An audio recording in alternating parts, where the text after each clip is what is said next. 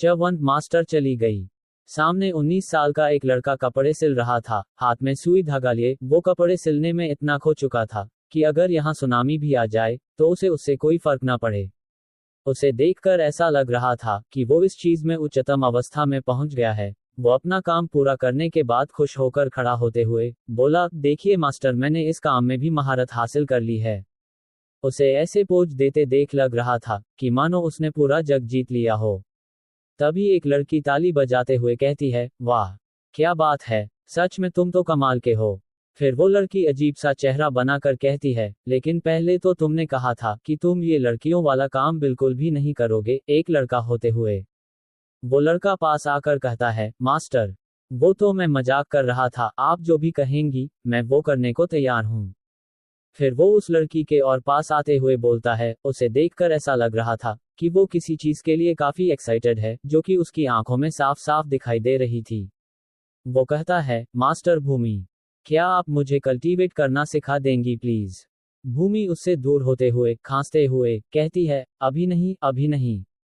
उसे देखकर ऐसा लग रहा था कि वो कुछ छुपाने की भी कोशिश कर रही है। भूमि कहती है, देखो अक्षत, अभी तुम्हें कुछ और भी सीखने की जरूरत है।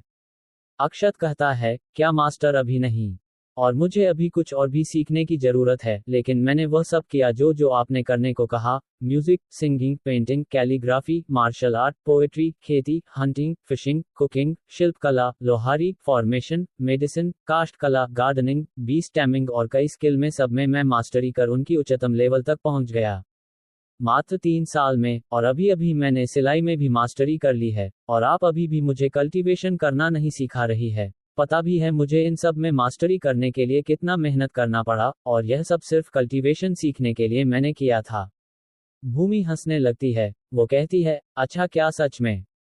अक्षत कहता है, आप तो बस यहाँ वहाँ घूमती रहती, खाती पीती और सोती थी, आपको कैसे पता होगा कि मैंने इन सब को सीखने में कितनी मेहनत की है। भूमि कहती है, वो तो मैं थोड़ा सा आराम कर लेती थी, तो क्या इसमें क्या है। अक्षत थोड़ा नाराज होते हुए कहता है, मास्टर कहीं आप मेरे साथ कल्टीवेशन सिखाने के नाम पर खेल तो नहीं रही है। भूमि उससे दूर जाते हुए कहती है, अच्छा अब मैं चलती हूँ, आशा करती हूँ कि भविष्य में हमारी दोबारा मुलाकात होगी। इतना कहकर वो दूसरी तरफ मुड़ जाती है और फिर धीरे से कहती जाती है, मुझे माफ करना अक्षत, इस तरह तुम्हें बीच में छोड़कर जाने के लिए, पर मैं कर भी क्या सकती हूँ, मेरी मजबूरी है। तभी पीछे से अक्षत कहता है, आप कहाँ जा रही हैं मास्टर? अब आप ये मत कहिएगा कि आप मुझे छोड़कर जा रही हैं, मैं आपके बातों में नहीं आने वाला। भूमि पीछे मुड़कर उसे एक मुस्कुराते हुए चेहरे से कहती है, अपना ख्याल रखना अक्षत। इतना कहने के बाद वो वहां से गायब हो जाती है। भूमि के उस मुस्कान के पीछे एक दुख था जो अक्षत ने महसूस कर लिया। वो समझ गया कि उसकी मास्टर उसे ऐसे ही छोड़कर चली गई है। वो उस तरफ ये चिल्लाते हुए आगे दौड़ने लगता है, मास्टर मैं अब आपसे कल्टीवेशन के बारे में बात भी नहीं करूंगा, आप जो भी कहेंगी मैं वही करूंगा, पर प्लीज मुझे छोड़कर मत जाए, आपके सिवा मेरा यहाँ है ही कौन। इतना कहते ही वो सामने ढलान से नीचे गिरने लगता है, क्योंकि वो काफी तेजी से इस तरफ दौड़ने लगा था और अचानक से वो रुक नहीं पाया। अक्षत यहाँ का रहने वाला नहीं था, वो तो हमारे पृथ्वी का रहने वाला था। उसका पूरा नाम अक्षत सिंह था। वो दिल्ली के एक जाने माने उद्योगपति का बेटा था, लेकिन जब वो 5 साल का था तब उसके माता पिता की एक कार एक्सीडेंट में मौत हो गई और उसके सिर से उसके पेरेंट्स का हाथ चला गया। लेकिन उसके जीवन में ये दुख कम नहीं था कि उसके खुद के सगे अंकल ने उसे कार एक्सीडेंट में मृत दिखाकर उसके पिता की सारी प्रॉपर्टी हड़प ली और उसे एक बेकार से अनाथालय में भेज दिया ताकि कोई जान ही ना पाए उसके बारे में।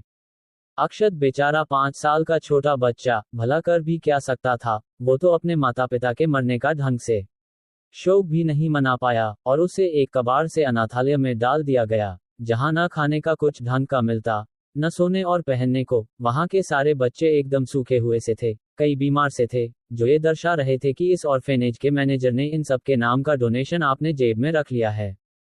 करीब 5 साल बाद अक्षत वहां अनाथालय से भाग गया और अनाथालय वालों ने भी उसे ढूंढने की कोशिश नहीं की। करते भी क्यों, उन्हें उसके भागने से क्या ही फर्क पड़ रहा था।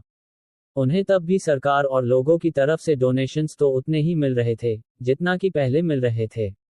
वो अकेला 10 साल का लड़का सड़कों पर नंगे पांव घूमता, भूखा प्यासा, तो उसकी हालत देख एक चाय वाले ने उसे अपने यहाँ रख लिया। ये कोई उस पर दया नहीं किया था, बल्कि चाय वाले ने उसमें फायदा देखा था। वैसे अक्षत काफी मेहनती था, उसे किताबें भी पढ़ना अच्छा लगता था, लेकिन शायद उसके नसीब में ये सब नहीं था। बस सब किस्मत का खेल था। भले ही वो एक अमीर परिवार में पैदा हुआ था, लेकिन उसकी जिंदगी तो गरीबी में ही कट रही थी। वो काफी मेहनत करता, उसकी लगन देखकर चाय वाले ने उसे स्कूल जाने की परमिशन दे दी। वो अब स्कूल जाने लगा था, और स्कूल से आकर चाय की स्टॉल पर काम करता है। ऐसे ही वो अब क्लास 11th में आ गया और उसकी उम्र 16 साल थी। वो एक दिन अपने स्कूल से वापस आ ही रहा था, वो सड़क पार कर ही रहा था कि अचानक एक ट्रक बेकाबू होकर उसे टक्कर कर जाती है। उस समय उसके दिमाग में सिर्फ एक ही बात चल रही थी, क्या मैं मरने वाला हूँ? क्या मैं मरने वाला हूँ? नहीं, मैं मरना नहीं चाहता, नहीं मैं मरना नहीं चाहता। मैं अभी और जीना चाहता हूँ, मैं मरना नहीं चाहता। अरे कल मेरा स्कूल में टेस्ट है, और मुझे क्लास में फर्स्ट आना है।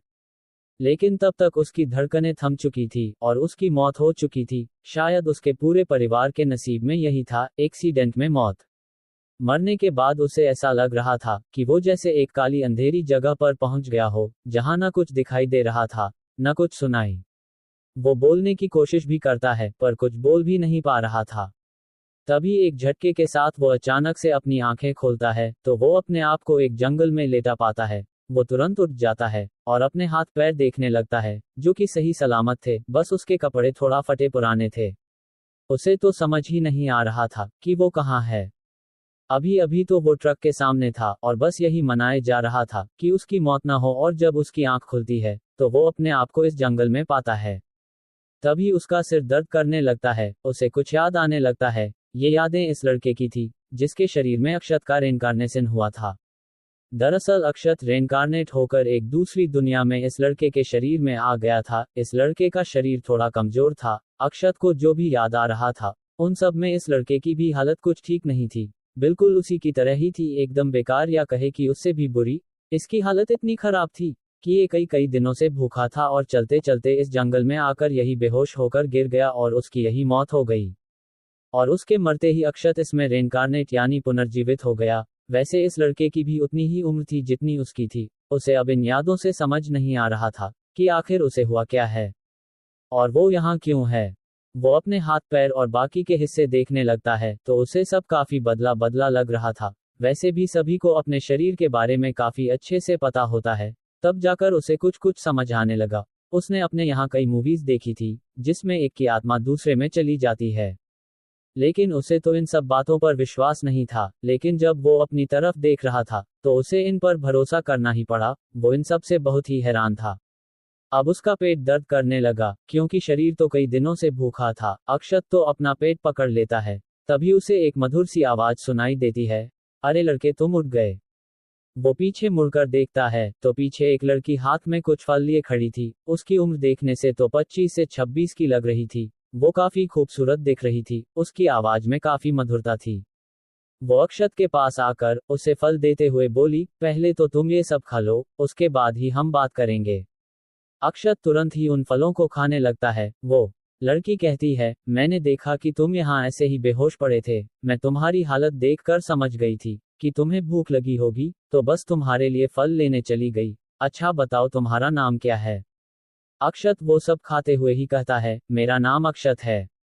उसे न जाने ऐसे अच्छे और स्वादिष्ट फल खाए कितने साल हो गई थे। वो लड़की कहती है, अक्षत काफी अच्छा नाम है तुम्हारा। वैसे तुम्हें देखकर तो ऐसा लग रहा है कि तुम्हारा ख्याल रखने वाला कोई नहीं है, या फिर तुम इस जंगल में भटक गए हो। अक्षत हाँ में सिर हिलाता है। वैसे भी उसे इस शरीर के पुराने मालिक के यादों में यही मिला था कि वो भी एक अनाथ था, उसे ऐसे ही छोड़ दिया गया था। वो लड़की कहती है, क्या तुम मेरे साथ चलोगे? उस लड़की को अक्षत की ये हालत देखकर दया आ जाती है। अक्षत कुछ सोचकर हाँ में सिर हिला देता है। वैसे भी उसे ये लड़की काफी अच्छी लग रही थी दिल से। तभी तो एक अनजान लड़के की मदद करने के लिए वो जंगल में जाकर फल लेकर आई थी। ये लड़की कोई और नहीं, भूमि ही थी। ये दुनिया मार्शल आर्ट और कल्टीवेशन की दुनिया है। यहाँ अगर कुछ चलता था तो पावर चलता था, और जो पावरफुल होता था वही राज करता है। यहाँ कुछ सेक्ट भी बने हुए हैं, जो अपने अपने क्षेत्र की देख रेख और सुरक्षा करते थे।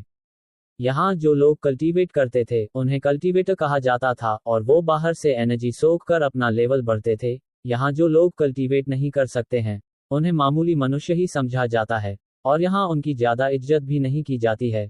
उन्हें बस कीड़े मकोड़े ही समझा जाता है, जिनके लाइफ की कोई वैल्यू नहीं है। किसी को कल्टीवेटर बनने के लिए उसे अपने अंदर स्पिरिचुअल पावर को जागृत करना पड़ता है, तभी वो बाहर से एनर्जी सोख कर अपना लेवल बढ़ा सकता है।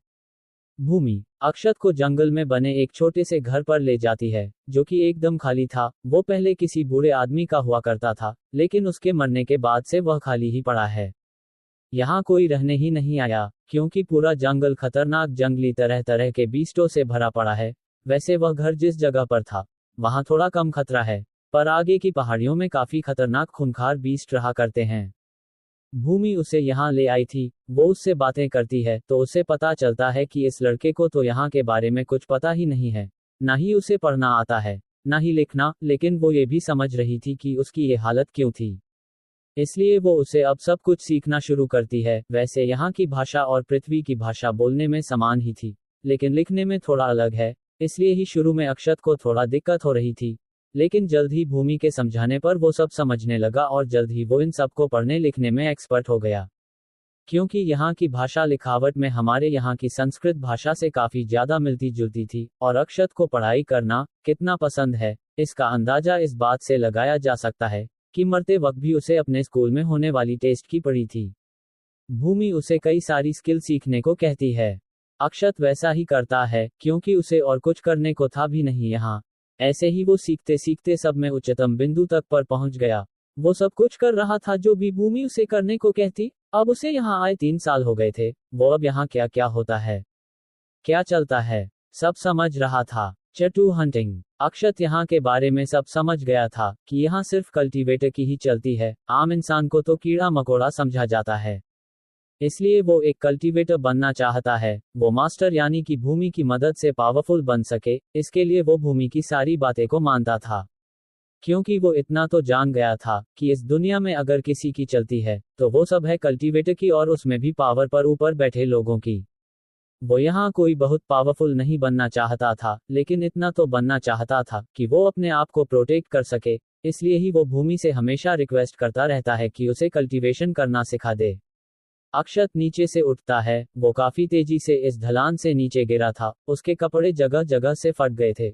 उसको कई जगह चोट भी आई थी। खैर ये चोटें मामूली थी। वो अब एक सांस छोड़ता है, मानो वो अपने आप को शांत करने की कोशिश कर रहा था। वो बड़बड़ाता है, चल अक्षत, अब से तुझे अकेले ही रहना है। वैसे भी इस दुनिया में तू अकेले ही आया है। इतना कहकर वो अपने घर की तरफ निकल पड़ता है। घर पहुंचते ही उसके सामने एक कुत्ता आ जाता है, जो उसे ऐसी हालत में देखते ही चौंक जाता है। अक्षत उसे देखते ही कहता है, टॉमी तुम तो कमाल के हो।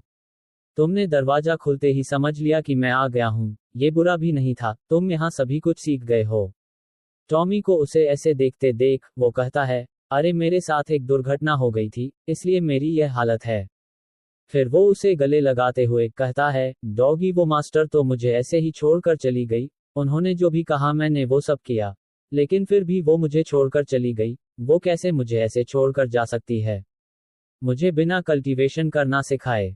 ये कहते हुए अक्षत काफी मायूस था, पर टॉमी को तो कुछ समझ ही नहीं आ रहा था कि अक्षत किस बारे में बात कर रहा है और कौन सी मास्टर। दरअसल भूमि ने ये घर अक्षत को दे दिया था, लेकिन उसके बाद वो कभी यहाँ नहीं आई, और टॉमी तो बाद में आया था। भूमि उससे एक निश्चित स्थान पर मिलती थी, जहां वो उसे सब कुछ सिखाती थी। इसलिए ही टॉमी को नहीं पता था कि अक्षत किसी के बारे में बात कर रहा है। वैसे अक्षत ने भूमि से पूछा था कि वह कहाँ चली जाती है, लेकिन भूमि ने उसे कुछ नहीं बताया कि वो कहाँ रहती है और कहाँ जाती है। अक्षत आगे कहता है, मुझे नहीं लगा था कि वो मुझे ऐसे ही बिना कुछ बताए चली जाएगी। ये पूरी जगह तो खतरनाक जंगली बीस्टों और कल्टीवेटरों से भरा पड़ा है। इस पूरे कॉन्टिनेंट का नाम शैव कॉन्टिनेंट है, और इसमें कई सारे सेक्ट है, छोटे से लेकर कर बड़े सेक्ट। शैव कॉन्टिनेंट ही इस पूरी जगह में था, और इसी में एक छोटी सी जगह स्पीति वैली में अक्षत था। ऐसा कह सकते हैं कि शैव कॉन्टिनेंट हमारे यहाँ के 7 कॉन्टिनेंट को मिला दिया जाए तो इतना बड़ा था, और ये स्पीति वैली नेपाल के जितना बड़ा था। यहाँ लोग जो है वो नीचे मैदान में बसे हुए थे, और अक्षत यहाँ पहाड़ियों पर अकेले रहता था। अक्षत को काफी बुरा लग रहा था उसके मास्टर के जाने का सोचकर, लेकिन फिर वो अपना सिर हिलाता है और कहता है, मुझे इस चीज की चिंता नहीं करनी चाहिए। मैं कल फिर जाऊंगा। शायद मास्टर मुझसे मजाक कर रही हो और मास्टर से कुछ जरूर सीखूंगा।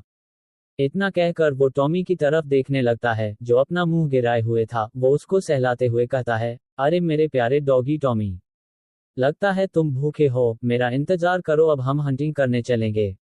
ये सुनते ही टॉमी भाऊ भाऊ करने लगता है और उसे चाटने लगता है। अक्षत कहता है, अरे रुक जाओ, मुझे कई जगह अभी चोट लगी है और मेरे कपड़े भी अभी फटे हुए हैं। इतना कहने के बाद वो घर के अंदर चला जाता है और तैयार होने लगता है शिकार पर जाने के लिए। इधर ऊपर पहाड़ियों पर एक ईगल का पीछा एक लड़की अपने तलवार पर उड़ते हुए कर रही थी। यहाँ पर किसी तलवार या किसी खजाने के ऊपर होकर उड़ना आम बात है। अक्सर कल्टीवेटर ऐसे ही हवा में उड़ा करते हैं। जो लोग भी मार्शल लेवल 9 या उससे ऊपर के होते हैं, केवल वही लोग बिना किसी खजाने या तलवार के उड़ सकते हैं। वैसे यहाँ पर पाए जाने वाले बीस्ट की ताकत उसी लेवल के इंसानों से थोड़ा ज्यादा होती है। वैसे ये ईगल बीस्ट मार्शल लेवल 4 के एकदम पीक पर था, यानी मार्शल लेवल 5 से एक कदम दूर, और जो लड़की उसका पीछा कर रही थी वो अभी मार्शल लेवल 4 की शुरुआती स्टेज पर थी। वो लड़की चिल्लाते हुए कहती है, तुम बुरे बेस्ट, हमारा स्पीति वैली सेक्ट तुम्हें नहीं छोड़ेगा। दरअसल ये लड़की स्पीति वैली सेक्ट के सेक्ट लीडर की बेटी वामिका शर्मा है। वो ईगल कहता है, तुम्हारा स्पीति वैली सेक्ट क्या छोड़ेगा, तुम पहले मुझसे तो बच कर दिखाओ। इतना कहते ही वो तुरंत काफी तेजी से अपनी दिशा बदलता है और जोर से आवाज करके वामिका पर हमला कर देता है। वामिका उसके ऐसे अचानक से हमला करने पर चौंक जाती है। उसने ये उम्मीद नहीं ली थी कि वो ईगल उस पर ऐसे हमला कर देगा। वो झट से एक दूसरी तलवार निकालकर उस पर हमला करने के लिए तैयार हो ही रही थी, लेकिन उसे देर हो चुकी थी और वामिका उसके अचानक हमले से बच नहीं पाती और उसे चोट लग जाती है, जिसकी वजह से वो अब गिरने लगती है। वो मन में सोचने लगती है कि सच में हम जैसों का हवा में लड़ना लिमिटेड हो जाता है, इन जैसे हवा में उड़ने वाले बीस्ट की तुलना में। वैसे ये सब ईगल का प्लान था, जो कि उसने पूरा भी कर लिया था। वो अब तक वामिका से सिर्फ भाग रहा था, जबकि वो वामिका से ज्यादा पावरफुल था। वो भागते भागते उसे स्पीति वैली के इन पहाड़ियों पर ले आ गया। और इधर वामिका भी कब से उसका पीछा कर रही थी, तो उसे तो यही लग रहा था कि ये ईगल उससे डर रहा है, पर ऐसा कुछ भी नहीं था। उस ईगल ने जैसे ही मौका पाया, उसने वामिका पर हमला कर दिया। अब उसका प्लान जो काम कर गया था, वो अगर इन पहाड़ियों पर वामिका को गिरा देगा तो उससे वामिका काफी ज्यादा घायल हो जाएगी। उसने उसे यहाँ पर लाकर इसलिए ही हमला किया था, ताकि वो कम से कम घायल होकर वामिका को खत्म कर सके। वामिका अब जब गिर रही थी तो वो सोचती है कि इतनी बुरी मौत मैं मरने जा रही हूँ। सच में ये ईगल तो काफी चालाक निकला। वो ईगल फिर से एक अटैक की पोजीशन बनाते हुए कहता है, तुमने क्या सोचा कि मैं तुमसे नीचे जमीन और मैदान में लड़ूंगा? तुम मुझे इतना मूर्ख समझती हो? चलो अच्छा, बहुत हो गई बातें, अब मरो। गू गू, उसने आवाज की। इतना कहकर वो फिर से एक हमला वामिका पर कर देता है और वामिका सीधे जमीन पर गिरती है। वामिका के मुंह से निकलता है कि क्या यही है अपने मार्शल लेवल पीक और शुरुआती लेवल के बीच का अंतर? फिर वो कहती है, मैं जितना अच्छा कर सकती थी मैंने उतना किया, माफ करना पिताजी कि मुझे अब यहाँ ऐसे मरना पड़ रहा है, मैं अपने सेक्ट को नहीं बचा पाई। इधर अक्षत एक पत्थर पर खड़ा होकर उस ईगल को देखते ही बोलता है, अरे बाप रे, देखो टॉमी, मैंने एक काफी बड़ा सा बर्ड देखा है। टॉमी, आज तो तुम्हें रोस्टेड बर्ड लेग पीस मिलेगा। इतना कहकर वो तुरंत ही अपना धनुष निकालकर उसे पर तीर चढ़ा लेता है और उस ईगल पर निशाना लगाने लगता है। वो ईगल अक्षत की आवाज सुन लेता है। वैसे भी अक्षत ने यह एक्साइटेड होकर काफी जोर की आवाज में कहा था। वो इधर अब उसकी तरफ देखते हुए चिल्लाता है, बर्ड? कैसा बर्ड? मैं आसमान का राजा ईगल हूँ, तुम मुझे बर्ड कह रहे हो? फिर वो गुस्से से कहता है, एक मामूली से इंसान की इतनी हिम्मत कि वो मुझे मारने की कोशिश कर रहा है, क्या तुम्हें मरना है क्या? तो मरो फिर। इतना कहकर वो तेजी से अक्षत की तरफ हमला करने के लिए बढ़ता है। वो कुछ ही दूरी बढ़ पाता है कि तभी उसे अपने सीने में दर्द होने लगता है। जब वो अपने सीने की तरफ देखता है तो उसकी आंखें बड़ी हो जाती है। पता नहीं कब एक तीर उसके दिल में घुस चुका था। वो तो उसकी बॉडी पावरफुल थी, नहीं तो वो तीर शायद उसके सीने को छेद करके निकल जाती। वो अब दर्द में था। वो चिल्लाता है, यह नहीं हो सकता। और इसी के साथ वो नीचे गिर जाता है और उसके चेहरे और आंखों में बस शौक था। वो इतना ही कह पाता है कि मैं एक मामूली से इंसान के हाथों मारा गया। उसे ये शौक तो लगना ही था, क्योंकि वो एक आकाश का राजा कहे जाने वाला बीस्ट था, जिसे अपने आप पर काफी घमंड होता है। तभी तो लोग इन्हें पालतू भी नहीं बना पाते, और वो एक मामूली से इंसान के हाथों मारा गया। अब तो उसके जाति वाले क्या कहेंगे, उसे थूकेंगे, उस पर थूकेंगे। इतना सोचने के साथ उसके प्राण पखेरु उड़ गए और उसकी आंखें खुली की खुली रह गई। वो इतने सदमे में जो था। वो ईगल वामिका के बगल में ही गिरा था। वो अब ईगल को देखने लगती है और उस तीर को भी जो उसके सीने में घुसा पड़ा था। उसके मन में बस यही चलता है कि यह किस प्रकार का तीर है, जिसकी स्पीड इतनी ज्यादा थी कि वो ईगल भी इससे बच नहीं पाया। वैसे ईगल एक ऐसा बीस्ट था जिसकी स्पीड काफी ज्यादा होती है। उनकी स्पीड ही उनके हमले को और भी खतरनाक बनाती है। वामिका अब तक इस ईगल का पीछा इसलिए ही कर पाई थी क्योंकि वो ईगल जानबूझकर धीमे उड़ रहा था ताकि वो वामिका को अपने पीछे ला सके। तभी उसके तरफ टॉमी दौड़ते हुए आने लगता है, जिसके पीछे से एक आवाज आ रही थी, टॉमी टॉमी रुक जाओ, धीरे चलो, कोई और उसे नहीं लेने वाला। वामिका उस कुत्ते को देखते हुए बड़बड़ाती है, क्या इस कुत्ते का नाम टॉमी है? तभी वो उसे ध्यान से देखती है तो वो हैरान हो जाती है क्योंकि उस डॉगी से जो एनर्जी बाहर आ रही थी वो समझ गई कि यह कोई मामूली डॉगी नहीं है बल्कि मार्शल लेवल 9 के ऊपर का एक बीस्ट है। चथरी एक लेवल पार।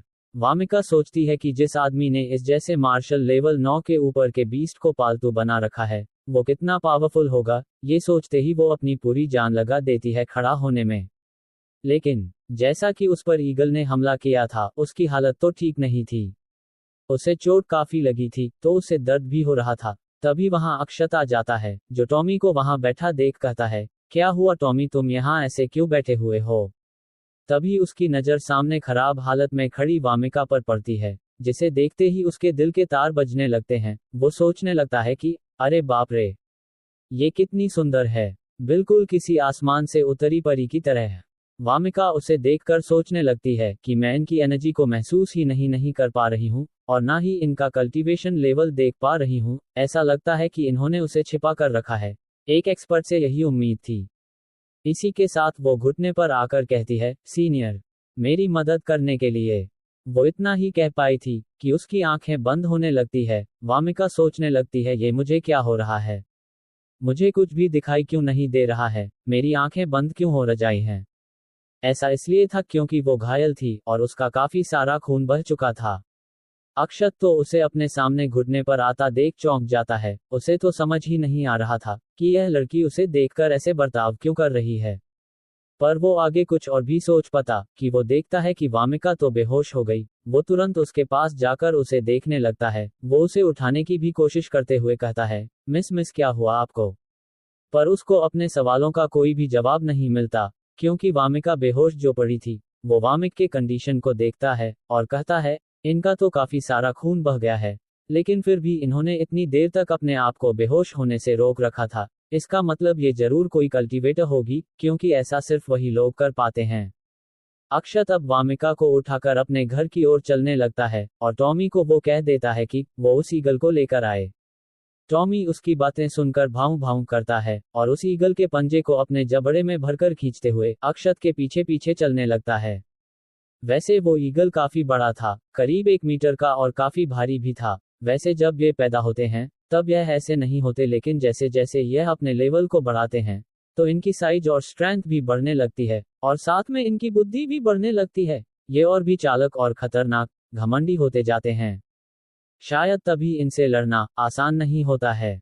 अक्षत वामिका को लाकर बेड पर लेटा देता है और फिर वो कुछ जड़ी बूटियां को पीसकर उसका पेस्ट बनाकर वामिका के घाव पर लगाने लगता है, पर यह करने के लिए उसने काफी हिम्मत जुटाई थी। दरअसल उस ईगल ने वामिका के पेट पर हमला किया था और वहां वो जड़ी बूटियां वाला पेस्ट लगाने में अक्षत को शर्म आ रही थी। आज तक उसने किसी लड़की को छुआ नहीं था, शायद इसलिए, या कहे कि अपनी मां के अलावा किसी लड़की को नहीं छुआ था। वो बेचारा अपनी दुनिया में भी सिंगल ही था, जबकि उसके कई फ्रेंड की गर्लफ्रेंड थी और वो इस दुनिया में भी अभी तक सिंगल ही है। उसने उसको कुछ जड़ी बूटियां का रस वामिका के मुंह में भी डाल दिया जिससे कि उसकी रिकवरी फास्ट हो सके। सब काम खत्म करने के बाद वो बड़बड़ाता है, अब सब इनके ऊपर है कि इन्हें कब होश आता है। मैंने तो सब अपनी तरफ से कर ही दिया है। वामिका के घाव अब काफी तेजी से भर रहे थे। ऐसा लग रहा था कि वो 2 घंटे में उसके सारे घाव भर जाएंगे। अक्षत कहता है, हालांकि मैंने मेडिसिन में मास्टरी तो की है, लेकिन वो सिर्फ मामूली इंसानों के लिए ही था। कल्टीवेटरों का तो पता नहीं कि इन पर यह कैसे काम करेगा। अगर मैं भी कल्टीवेशन कर सकता तो शायद बात कुछ और होती। ये कहते हुए वो अपना हाथ देखने लगता है। उसके चेहरे पर थोड़ा उदासी भी आ जाती है। तभी वो बड़बड़ाने लगता है, मैं उड़ नहीं सकता, लेकिन सच में ऐसे आसमान में उड़ना कितना मजेदार होता होगा। तभी उसे कुछ बाहर से टकराने की आवाज आती है, तो उसे याद आता है कि उसका डॉगी टॉमी तो अभी बाहर ही मस्ती कर रहा है उस ईगल के बॉडी के साथ। इसलिए वो बाहर चला जाता है। करीब 2 घंटे बाद वामिका को होश आता है, वो उठकर बैठ जाती है, वो उठकर अपने आसपास हैरानी से देखने लगती है और बड़बड़ाती है, क्या मैं अभी तक जिंदा हूँ, मैं कहाँ हूँ, ये कौन सी जगह है। तभी उसे अपने चोटों का याद आता है, और जब वो उस तरफ देखती है तो उसके तो होश ही उड़ जाते हैं, और वो हैरानी से अपने हाथों और उन घावों को देखने लगती है। वो इन्हें छूती भी है, ताकि यह कंफर्म कर सके कि वो जो देख रही है वह सच है। वो बड़बड़ाती है, अगर समय की बात की जाए तो मुझे बेहोश हुए करीब 2 घंटे से 2:30 घंटे हो चुके हैं। क्योंकि वो एक कल्टीवेटर थी, तो वो अपने आसपास के माहौल और नेचर को देखकर समय का अंदाजा लगा सकती थी। वो आगे कहती है, मेरे चोट पूरा ठीक हो चुके हैं, इनमें तो उसके निशान तक नहीं है। ये किस प्रकार की मेडिसिन है जो इतनी तेज रिकवरी करती है। उसे याद आता है कि बेहोश होने से पहले वो एक 19-20 साल के लड़के से मिली थी, और उसके पास एक मार्शल लेवल 9 से ऊपर का 20 था। वो कहती है, वो लड़का नहीं, सीनियर जरूर एक योगी होंगे जो यहाँ इस जंगल में अकेले रह रहे होंगे। योगी उन कल्टीवेटरों को कहा जाता है जो अपने कल्टीवेशन और अपनी समझ बढ़ाने के लिए अक्सर अकेले रहकर उनका अभ्यास करते रहते हैं, और अपनी कल्टीवेशन और समझ बढ़ते रहते हैं। ये लोग संसार के अन्य लोगों से अपने आप को अलग रखे रहते हैं, और बस अपने आप पर ही फोकस किए रहते हैं। तभी भूमिका का ध्यान अपने लेटे हुए बेड पर जाता है, और वो उस पर लेटे लेटे ही घूमने लगती है, बिल्कुल किसी सांप की तरह, और खुश होते हुए कहती, अरे ये बेड कितना मुलायम और आरामदायक है।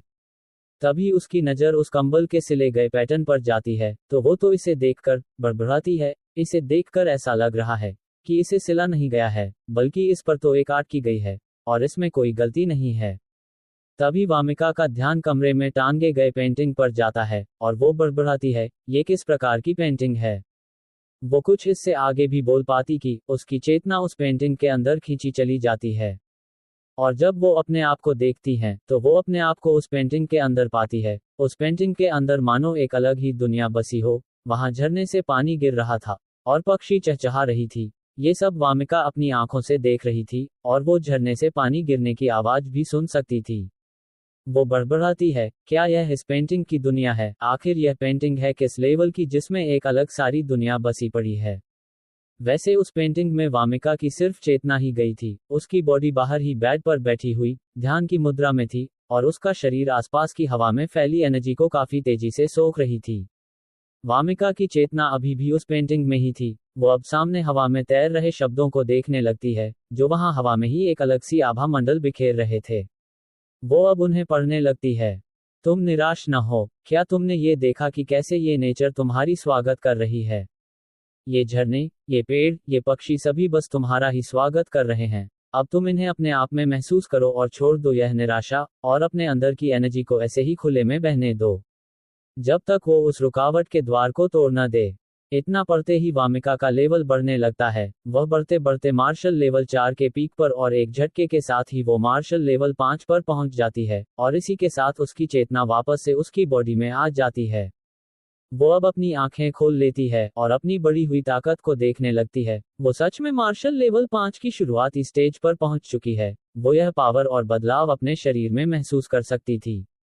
उसे तो अभी तक यही यकीन नहीं हो रहा था कि यह पेंटिंग इस लेवल पर है कि उसके अंदर एक छोटी सी अलग ही दुनिया है। उसमें बने सभी कैरेक्टर जिंदा है। और तभी उसे एक और झटका लगा कि मात्रा कुछ शब्द पढ़ने से ही उसका मार्शल लेवल एक लेवल से बढ़ गया, जिसे बढ़ाने में शायद अभी उसे काफी समय लगता। लेकिन ये सिर्फ कुछ शब्दों के पढ़ने से ही हो गया था, तो ये हैरानी वाली बात तो थी।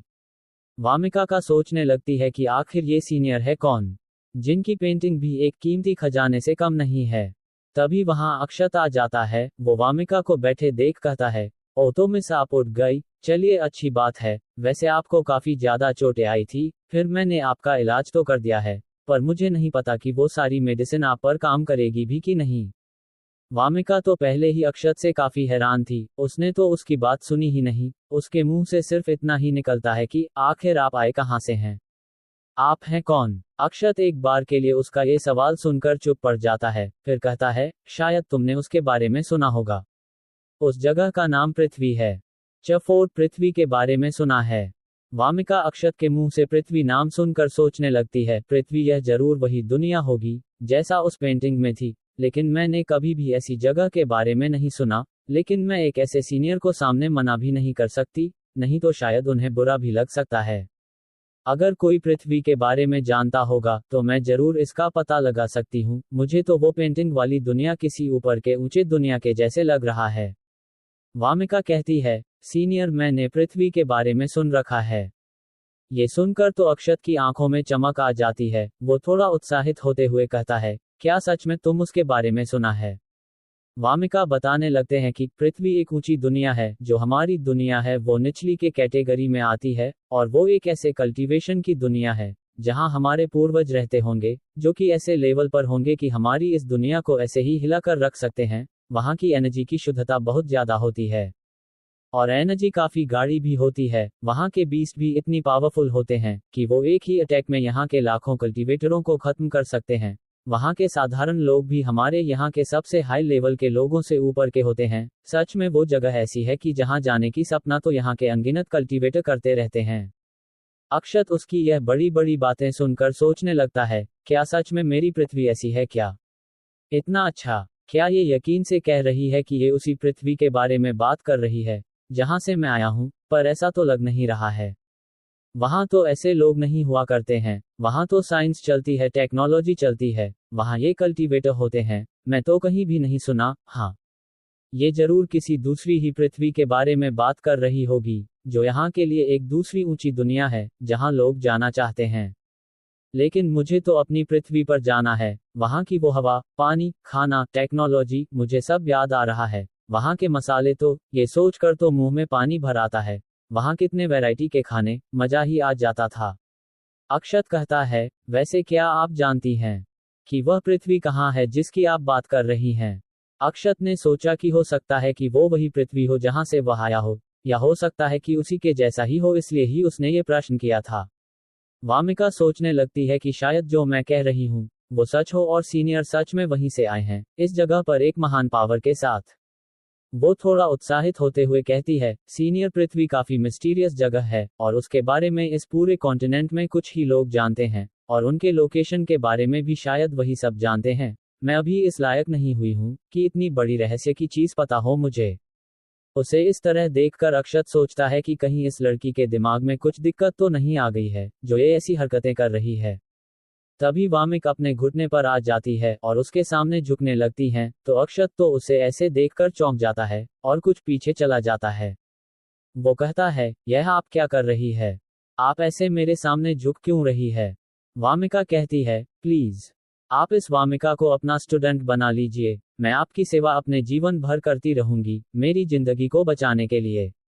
अक्षत तो उसे ऐसा करते देख सोचने लगता है कि ये लड़की, सच में इस लड़की के दिमाग में कुछ दिक्कत आ गई है। शायद इसके सिर में भी चोट लग गई थी और मैंने देखा ही नहीं। मुझे जरूर इसको ठीक करने का सोचना चाहिए। ये एक कल्टीवेटर है और ये मेरे जैसे एक मामूली इंसान की स्टूडेंट बनकर सेवा करना चाहती है। कोई दिमाग का फिरा ही होगा जो इसके बारे में ऐसा सोचता होगा। भला कौन ही एक मेरे जैसे इंसान को अपना टीचर बनाएगा जो इस दुनिया के बारे में ज्यादा कुछ जानता भी नहीं है, और ये बस थोड़ा सा इलाज करने के लिए पूरी जिंदगी मेरी सेवा करेगी।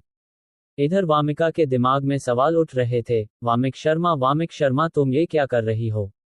तुम कैसे एक अनजान को अपना टीचर बनने को कह सकती हो? प्रश्नवाचक चिन्ह। वामिका ही अपने आप को जवाब देती है, सीनियर ने मुझे बचाया, मुझे ठीक किया, यहाँ तक कि मेरी लेवल बढ़ाने में भी मदद की। उन्होंने पहले ही इतना सब कुछ मेरे ऊपर एहसान कर दिया है, इसलिए ही मैं उनकी स्टूडेंट बनकर उनकी सेवा करना चाहती हूँ। क्या ये कम है उन्हें अपना टीचर बनने के लिए? अगर उन्होंने मेरी जान न बचाई होती तो शायद ही मैं अब तक जिंदा होती। ये जवाब वो खुद के ही दिमाग को दे रही थी। तभी अक्षत तो उसके पास आकर उसके ही जैसे घुटने पर बैठ जाता है। उसे देखकर भूमिका अपना सिर ऊपर कर लेती है। वो सोचती है, सीनियर क्या करने जा रहे हैं? क्या वो उस पर गुस्सा हो गए हैं? सही भी है, मुझ जैसी कमजोर लड़की को कौन ही अपना स्टूडेंट बनाएगा?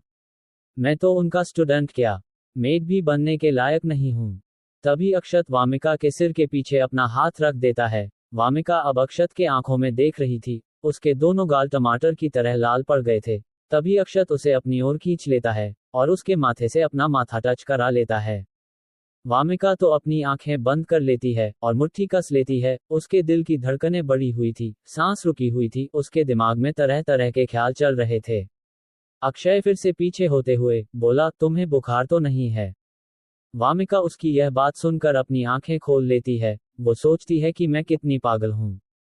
सीनियर तो मेरा बुखार चेक कर रहे थे और मैं तो कुछ और ही सोच रही थी। मुझे इस तरह किसी के बारे में नहीं सोचना चाहिए। वैसे उन्होंने ऐसी हरकतें ही की थी कि किसी को भी लगता कि वो कुछ और ही करने वाले हैं। ओहो, मैं ये क्या सीनियर के बारे में उल जलूल सोच रही हूँ। शायद ये सीनियर का कोई सीक्रेट तकनीक है बुखार चेक करने का। वो अपने आप को यह समझा रही थी, लेकिन फिर भी उसके गाल लाल पड़े थे और धड़कनें बढ़ी हुई थी। अक्षत उठता है और उसके तरफ हाथ आगे करते हुए कहता है, चलिए आप उठ जाए। वामिका उसका हाथ पकड़ते हुए थोड़ा शर्मा रही थी। उसके मुंह से निकलता है, सीनियर आप मुझे। अक्षत कहता है, मिस मैं एक मामूली सा इंसान हूँ, तो आप मुझे ये कहना मत कि आप मेरे मास्टर हो और मैं आपकी सेवा करूंगी। ये सब कहने और करने की कोई जरूरत नहीं है। ये सुनकर तो वामिका को जैसे एक धक्का सा लगता है। उसके सपने टूट जाते हैं जो उसने अभी अभी कुछ देर पहले ही देखा था। वो सोचती है कि सीनियर अपने आप को एक मामूली इंसान कह रहे हैं। क्या मैंने उन्हें दुखी कर दिया है या फिर नाराज कर दिया है? मैंने कहीं उन्हें मुझे अपना स्टूडेंट बनाने को कहकर गलती तो नहीं कर दी? शायद वो मुझसे नाराज हो गए हो। तभी वो अपने आप को एक मामूली इंसान बता रहे हैं। वो फिर से अपने घुटने पर आ जाती है और अपना से नीचे झुका लेती है। वो सोचने लगती है, वामिका वामिका तुम किस तरह की इंसान हो? तुम कैसे सीनियर को एक मामूली इंसान मात्र समझने के लिए फोर्स कर सकती हो? तुम तो उन्हें मास्टर या टीचर कहने के लायक भी नहीं हो। यहाँ तक कि तुम सीनियर के एक नौकरानी या स्लेव बनने के लायक भी नहीं हो। अक्षत उसे ऐसे देखता है, फिर सोचता है कि लगता है इसे अभी काफी कमजोरी है। वो कहता है, तुम जाओ और कुछ देर आराम करो। इतना कहकर वो वहां से चला जाता है और वामिका उसे जाते हुए देखते रह जाती है। वो बड़बड़ाती है, सीनियर अपने आप को ऐसे मामूली इंसान क्यों कह रहे थे? कहीं ये तो नहीं कि सीनियर एक मामूली इंसान बनकर इस दुनिया में जी रहे हैं ताकि वो अपने जीवन के अनुभव ले सके? ओह, मैं समझ गई। अगर मैं उनकी स्टूडेंट बन गई तो उनको अपनी इस मामूली जिंदगी को जीने में डिस्टर्ब होगा यहाँ पर। अच्छा, तभी तो सीनियर थोड़ा निराश हो गए थे। वो तुरंत ही उठ जाती है और बाहर जाने लगती है, ये फुसफुसाते हुए कि नहीं, मुझे अब सब कुछ सही करना होगा। वो बाहर जा ही रही थी कि रुक जाती है और फिर सोचती है कि सीनियर ने मुझसे कहा कि मैं यहाँ आराम करूं। अगर मैं बाहर गई तो क्या यह अच्छा रहेगा? नहीं, ये ठीक नहीं रहेगा। मुझे उनकी बात मान लेनी चाहिए। इतना सोचकर वो फिर से उसी कमरे में आ जाती है जहां वो पहले थी। वो वहां एक लकड़ी के बने खिलौने को देखती हैं जिस पर काफी अच्छे से कसीदकारी की गई थी, और जैसे ही वो उसे छूती है तो उसके छूटे ही लकड़ी की बनी खिलौने से काफी ज्यादा एनर्जी निकलकर भूमिका के शरीर में जाने लगती है और वो आंखें बंद किए हुए हवा में तैरने लगती है और उस लकड़ी के बने खिलौने से एनर्जी निकलकर काफी तेजी से उसके शरीर में जा रही थी। उसे देखकर ऐसा लग रहा था कि मानो वो लकड़ी का खिलौना उसे पोषण दे रहा हो, लेकिन ऐसा हो भी रहा था और एक झटके के साथ ही वो एक लेवल और भी ऊपर आ जाती है। यानी कि वो अब मार्शल लेवल 5 के शुरुआती स्टेज से मार्शल लेवल 6 की शुरुआती स्टेज पर आ गई थी। लेकिन अब भी वो एनर्जी वामिका के बॉडी में जा ही रही थी। वो तो जैसे रुकने का नाम ही नहीं ले रही थी। अब वामिका को पसीने आने लगते हैं। वो तो अपनी चेतना को वापस ला नहीं पा रही थी, और अगर ऐसा ही रहा तो कुछ ही देर में उसका शरीर ये इतना सारा एनर्जी झेल नहीं पाएगा और उसका शरीर किसी ऐसे गुब्बारे की तरह फट जाएगा जिसमें बहुत ज्यादा हवा भर दिया गया हो। वामिका कोशिश तो कर रही थी उस एनर्जी को अपने शरीर में आने से रोकने की, लेकिन सब फेल हो रहा था। च5 स्पीति वैली सैक बैटल। वामिका के बॉडी में वह एनर्जी जाते ही जा रही थी। वो तो रुकने का नाम ही नहीं ले रही थी और वामिका भी इस पर कोई कंट्रोल नहीं कर पा रही थी।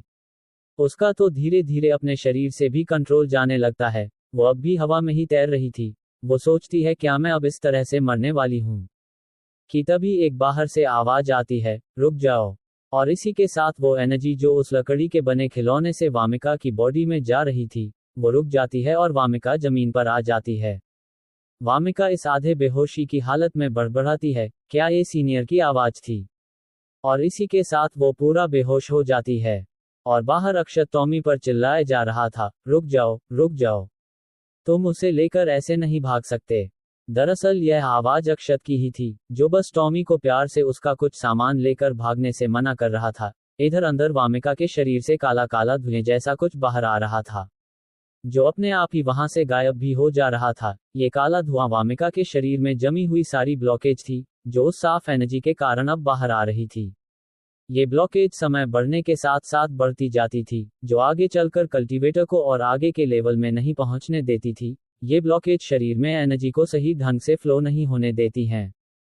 करीब 1 घंटे बाद वामिका को होश आता है। वो अपना सिर पकड़ कर उठती है और बड़बड़ाती है, मैं कहाँ हूँ। वो देखती है कि वो फर्श पर है, और यह याद आ जाता है कि वो है कहाँ। अब वो सब कुछ याद करने लगती है, जो भी उसके बेहोश होने से पहले हुआ था। उसे सब याद आने लगता है कि कैसे वो एनर्जी की अधिकता से उस समय फटने ही वाली थी, कि तभी सीनियर ने उसे बचा लिया। इसलिए वो फिर से मन ही मन अक्षत को धन्यवाद करती है। तभी उसे एक झटका लगा जब उसने अपने लेवल को महसूस किया। वो अब मार्शल लेवल 7 पर पहुंच गई थी, और उसके शरीर से सारे ब्लॉकेज भी जा चुकी थी। वो अपनी बॉडी में अपनी एनर्जी को अच्छे से फ्लो कर पा रही थी। उसका शरीर काफी हल्का महसूस हो रहा है। उसे तो बस इतना याद था कि वो बेहोश होने से पहले मार्शल लेवल 5 से मार्शल लेवल 6 पर पहुंच गई थी, पर अब तो वो मार्शल लेवल 7 के शुरुआती स्टेज पर पहुंच गई है।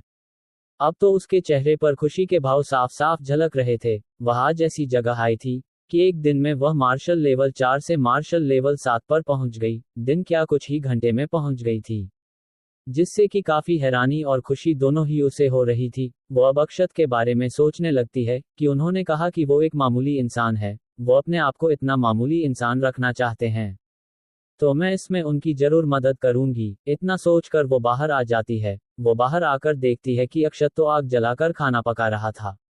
वो सोचती है कि सीनियर से जैसी उम्मीद थी, वो यहाँ अपने आप को मामूली इंसान बनाकर सभी चीजों का मजा ले रहे हैं। वो अपने आप को इतना मामूली इंसान दिखा रहे हैं कि उन्होंने अभी तक अपने शरीर से एक भी एनर्जी का कण तक बाहर नहीं आने दिया है। तभी उसकी नजर दूसरी तरफ जाती है, जहां वो देखती है कि उस ईगल को भी आग में भुना जा रहा था, जिस ईगल ने उसे मरने के कगार पर ला दिया था। और आग के चारों ओर टॉमी घूम रहा था, अपना मुंह खोले लार टपकाते हुए, मानो वो ये कहना चाहता हो कि यह सब मेरा है, मैं किसी को भी नहीं देने वाला। अक्षत अपने बनाए गए खाने में नमक और भी कई चीज डालने लगता है, जिससे कि उसमें से एक लजीज खुशबू आने लगती है, जिससे कि अक्षत के मुंह में पानी आ जाता है। और फिर वो टॉमी की तरफ देखते हुए कहता है, तुम्हारे खान की क्या हालत है, क्या ये सब मैं तुम्हारे खाने पर भी डाल दूं। टॉमी अपना मुंह खोले, जीभ निकाल कर हाँ में सिर हिलाता है। अक्षत तो उस ईगल पर भी नमक और मिर्च छिड़कने लगता है। ये देखकर तो वामिका के चेहरे पर एक स्माइल आ जाती है। वो सोचती है, देखो इस ईगल को रोस्ट करके के साथ ही उस पर नमक भी छिड़का जा रहा है, जो अभी कुछ देर पहले मारने की धमकी दे रहा था। वामिका अक्षत के पास आ जाती है और उसके सामने बड़े ही सलीका से कहती है, सीनियर मैं एक छोटी और नासमझ लड़की थी, तो मुझे अपनी गलतियों के लिए माफ कर दीजिए, अगर मैंने आपको गुस्सा दिलाया हो। अक्षत तो उसकी तरफ देखता है और मन ही मन सोचता है कि चलो अंततः इस लड़की का दिमाग आराम करने के बाद सही हो गया है, अब ये नॉर्मल लग रही है। तभी अक्षत की नजर वामिका के चेहरे पर जाती है, तो वो थोड़ा चौंक जाता है, क्योंकि उसे वामिका अब और भी खूबसूरत लग रही थी। वो अब और भी ग्लो कर रही थी। वो सोचता है कि इतने टाइम में क्या हो गया, जो ये और भी खूबसूरत लग रही है। अक्षत का चेहरा थोड़ा थोड़ा लाल हो पड़ जाता है। वो अपने आप को शांत करते हुए सोचता है, अरे अक्षत, ये तू क्या सोचे जा रहा है, ये सिर्फ तेरा सिर्फ वहम है और एक कुछ नहीं। वो खांसते हुए कहता है, ओ तो तुम अपने पैरों पर खुद चलकर आ गई हो, इसका मतलब अब तुम ठीक हो। वामिका कहती है, जी, मेरा इलाज करने के लिए आपका धन्यवाद। अक्षत हंसते हुए कहता है, अरे इसकी कोई जरूरत नहीं है। तभी वामिका थोड़ा शर्माते हुए कहती है, मैं आपका नाम पूछना आपसे भूल गई, क्या आप मुझे अपना नाम बता सकते हैं। अक्षत वामिका के आंखों में देखते हुए कहता है, वैसे मेरा नाम अक्षत सिंह है, तुम मुझे सिर्फ अक्षत कहकर भी बुला सकती हो। दोनों की नजरें अभी भी मिली हुई थी। वामिका कहती है, अगर आप बुरा ना माने तो मैं आपको अक्षत सर कह सकती हूँ, और आप मुझे वामिका कहकर भी बुला सकते हैं। तभी अक्षत वामिका को एक बाउल आगे करते हुए कहता है, तुम ये खा सकती हो। इस बाउल में अक्षत ने खीर रखा था। वामिका ये देखकर सोचने लगती है, ये इन्होंने अपने लिए बनाया है, क्या यह मुझे देना चाहते हैं। वह थोड़ा पीछे होते हुए कहती है, आपकी इस काइंडनेस के लिए धन्यवाद। पर मुझे कुछ जरूरी काम से जल्दी से जाना होगा, वैसे भी मुझे काफी समय हो गया है, और मैं अब आपको और ज्यादा परेशान नहीं करना चाहती। इतना कहकर वो और भी पीछे हो जाती है। अक्षत तो उसे जल्दी में देखकर कहता है, ठीक है, मैं आपको जंगल के बाहर तक छोड़ देता हूँ। वामिका उसे दूर से ही ग्रीट करते हुए कहती है, आपको मुझे बाहर तक छोड़ने के लिए परेशान होने की कोई जरूरत नहीं है, मैं खुद ही यहाँ से अभी चली जाऊंगी अक्षत सर। इतना कहकर वो एक जंप मारती है और अपने तलवार पर चढ़कर वहां से चली जाती है, और अक्षत उसे जाते हुए देखता रह जाता है। वो उसे जाते देख सोचता है, जैसा कि उम्मीद थी एक कल्टीवेटर से वो उड़ सकते हैं और पलक झपकते ही जमीन से गायब होकर कहीं भी जा सकते हैं। फिर वो बड़बड़ता है, मैं कब कल्टीवेटर बनूंगा। Spiti valley sect. यहाँ की हालत एकदम खराब थी, कई लोगों की लाश से इधर उधर पड़ी थी, और तलवारें टूटी पड़ी थी, और कई तो घायल थे जो दर्द से कहर रहे थे। यहाँ पर बीस्ट और स्पीति वैली सेक्ट के बीच में बैटल चल रहा था। स्पीति वैली सेक्ट पर इन बीस्ट ग्रुप ने हमला कर दिया था। ये बीस्ट ग्रुप तो पहले स्पीति वैली के घने जंगलों में रहते थे और बगल के गांव और कस्बों वालों को परेशान किया करते थे, लेकिन आज तो इन्होंने इस सेक्ट पर ही हमला कर दिया। एक अधेड़ उम्र का आदमी हाथ में तलवार लिए खड़ा होने की कोशिश कर रहा था। वो काफी घायल हो गया था, उसको काफी गंभीर चोटें आई हुई थी, उसके मुंह से भी खून आ रहा था। वो लंबी लंबी सांस ले रहा था और अपने सामने दो लोगों को देखकर कहता है, सुशील और मनीष शर्मा, तुम दोनों गंदे धोखेबाज। मैंने तुम दोनों को हमेशा अच्छे से यहाँ रहने दिया, और तुम दोनों ही हमारे सेक्ट को बर्बाद करने के लिए इन नीचे बीस्ट ग्रुप से जाकर मिल गए। जिस थाली में खाया उसी में छेद कर दिया। ये बोलने वाले थे स्पीति वैली सेक्ट के सेक्ट लीडर राजीव शर्मा थे। तभी मनीष, जो कि इस सेक्ट का 5वां श्रेष्ठ था, कहता है, अरे सेक्ट लीडर, यह आपकी पुरानी सोच है। आपको क्या लगता है कि आप जैसा कमजोर इंसान इस सेक्ट को ज्यादा दिनों तक संभाल भी पाता? बिल्कुल भी नहीं, और आप चाहते हैं कि तब भी हम आपकी बात माने। और सुशील, जो कि इस सेक्ट का 4था श्रेष्ठ था, वो कहता है, आखिर यह बाद में ये स्पीति वैली सेक्ट तो बर्बाद होकर ही रहेगा। इस बीस्ट ग्रुप के सामने तो बस हमने एक अच्छा चुनाव किया है बस। दरअसल एक सेक्ट को चलाने के लिए उसमें कई लोगों का हाथ होता है, पहले तो सेक्ट लीडर का और फिर बाकी का उसके नीचे काम करने वाले श्रेष्ठों का। ये अपने अपने काम को करते हैं जो इन्हें दिया गया होता है। इनके पोजीशन के आधार पर ही इन्हें सेक्ट का काम दिया गया होता है। सेक्ट लीडर के बाद आता है पहले श्रेष्ठ, उसके बाद आता है दूसरा श्रेष्ठ, ऐसे ही करके सभी आते हैं। अगर सेक्ट लीडर कहीं सेक्ट से बाहर गए हो तो उनका सारा काम पहला श्रेष्ठ संभालता है, और वही सारे निर्णय लेता है जब तक कि सेक्ट लीडर वापस ना आ जाए। 6 बीस्ट ग्रुप रिट्रीट। उन दोनों श्रेष्ठों की ऐसी बात सुनकर सेक्ट लीडर राजीव अपनी पूरी एनर्जी लगाकर तलवार उठाकर उन दोनों की तरफ बढ़ने लगते हैं और चिल्लाते हैं, तुम गंदे नाली के कीड़े, अगर तुम दोनों उन बीस्ट ग्रुप से ना मिले होते तो मेरे सेक्ट की ऐसी हालत नहीं हुई होती। वो आगे बढ़ ही रहे थे कि अचानक उनके सामने कोई आ जाता है जो उसकी तलवार पकड़कर उसे दूर फेंक देता है, और वो कहता है, इतना काफी है सेक्ट लीडर राजीव। ये था बीस्ट ग्रुप का लीडर सियांग बीस्ट। वो कहता है, एक बुद्धिमान आदमी की यही पहचान होती है कि वो सही रास्ते का चुनाव करते हैं और अपनी जिंदगी को जीते हैं, और तुम्हारे सेक्ट के इन दोनों श्रेष्ठों ने हमारे बीस्ट ग्रुप की मदद करके यही साबित किया है। और अगर तुम हमारे बीस्ट ग्रुप के सामने इन्हीं दोनों की तरह झुक जाते हो तो मैं वादा करता हूँ कि तुम्हें मैं एक अच्छी पोजीशन दूंगा। सेक्ट लीडर, जो कि फिर से उठ खड़े हुए थे, वो अपने मुंह से खून थूकते हुए कहते हैं, क्या तुम चाहते हो कि मैं तुम्हारे आगे झुक जाऊं? कभी नहीं, तुम बीस्ट इस लायक हो भी। हमारे स्पीति वैली सेक्ट कभी भी तुम जैसे बीस्ट ग्रुप के सामने नहीं झुकेगा, भले ही मेरी जान क्यों न चली जाए। मैं अपने जीते जी तो ऐसा तो बिल्कुल भी नहीं होने दूंगा, तुम बस इसके सपने ही देखते रह जाओगे। बीस्ट ग्रुप का लीडर सियांग बीस्ट अपने मुट्ठी कसते हुए कहता है, अच्छा, लगता है तुम अभी का मेरा वार भूल गए हो। चलो अच्छा है, मैं तुम्हें मरने में तुम्हारी मदद कर देता हूँ। इतना कहकर वो सेक्ट लीडर राजीव के पास तेजी से जाने लगता है कि तभी ऊपर आसमान से किसी की आवाज आती है, सुशील शर्मा और महेश शर्मा, तुम दो बेशर्म देशद्रोहियों, आज मैं तुम दोनों को खत्म करके अपने सेक्ट को साफ करूंगी। ये कहने वाली वामिका थी, जो एक तलवार पर खड़ी होकर ऊपर आसमान में उड़ रही थी, और एक तलवार उसने अपने हाथ में भी ले रखा था। वह अपने चारों ओर एक गजब की आभा बिखेर रही थी। पहले तो सुशील और मनीष दोनों वामिका को देखने लगते हैं और फिर एक दूसरे को देखते हैं। इसके बाद दोनों जोर जोर से हंसने लगते हैं। वो हंसते हुए ही कहते हैं, अरे बाप रे, हम तो इस ब्यूटी से डर गए जो यहाँ से भाग गई थी, लेकिन हमने यह आशा नहीं की थी कि वो मरने के लिए फिर से यहाँ इतनी जल्दी आ जाएगी। देखो तो हम कितना तुम्हारे आने से डर गए हैं, हम तो डर से कांप रहे हैं, हमारे तो पसीने छूट रहे हैं, ये देखो मेरे तो रोंगटे खड़े हो गए हैं। इतना कहकर वो दोनों फिर से हंसने लगते हैं। वामिका नीचे आकर लीडर के पास आ जाती है। सेट लीडर उसे कहते हैं, वामिका तुम यहाँ क्यों आ गई, जल्दी से यहाँ से चली जाओ। वामिका राजीव की हालत देख रही थी, जो कि बहुत ही खराब थी। वो ज्यादा देर तक यहाँ टिक ही नहीं पाएंगे। वो कहती है, पिताजी आप इन्हें मुझ पर छोड़ दीजिए। सेक्ट लीडर उसके आगे आते हुए कहते हैं, तुम पागलों जैसी बातें मत करो, वो सियांग बीस्ट लेवल 6 पर है, तुम उससे लड़ने के लायक नहीं हो, मैं तब तक इन्हें संभालता हूँ, तुम यहाँ से जल्द भाग जाओ, और अपने अंकल के साथ रहना। ये सुनकर तो वामिका के आंखों में आंसू आ गए। वो भला कैसे अपने पिता को ऐसे घायल हालत में इन बीस्टों के सामने मरने के लिए छोड़कर जा सकती है। तभी उसकी बात बीस्ट लीडर सियांग भी सुन लेता है। वो कहता है, भागना, क्या तुम ये सोच रहे हो कि ये अब यहाँ से ऐसे ही भाग सकती है? नहीं, बिल्कुल भी नहीं, मैं तुम्हें यहाँ से नहीं जाने देने वाला, खास करके ऐसी खूबसूरत लड़की को। वो अपने पीछे खड़े सुशील और मनीष से कहता है, सेक्ट लीडर को मार दो और इस लड़की को पकड़ लो, मुझे इसके साथ अपना स्लेव बनाकर मजे करने हैं। वो दोनों तेजी से वामिका को पकड़ने के लिए बढ़ने लगते हैं, तो वामिका भी अपना तलवार लिए, तुम दोनों धोखेबाज गद्दार, अब मारो।